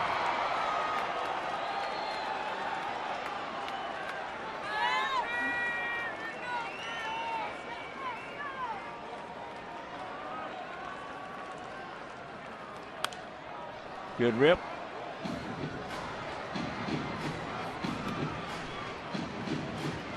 Kept it alive on a nice slider away. In fact, this entire at bat, Balfour has stayed well away from Rios each and every pitch.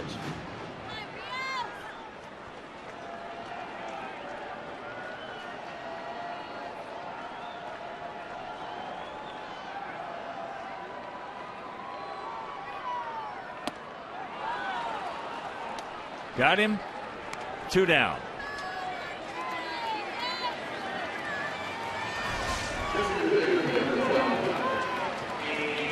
Just went to the heat after setting him up with the slider. Threw a fastball right by him. Well, here's AJ. He's 2 for 4 with an RBI and a run scored.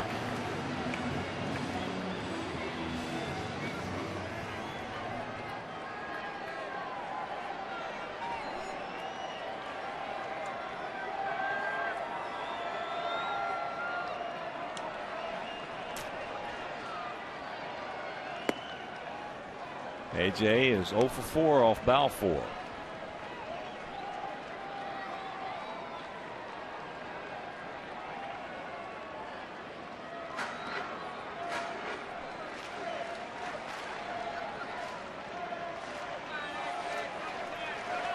Chris Sale against Bartolo Colon tomorrow. So make your plans to be with us here for the finale of this set. As there goes Uke, and there's a little soft fly ball caught.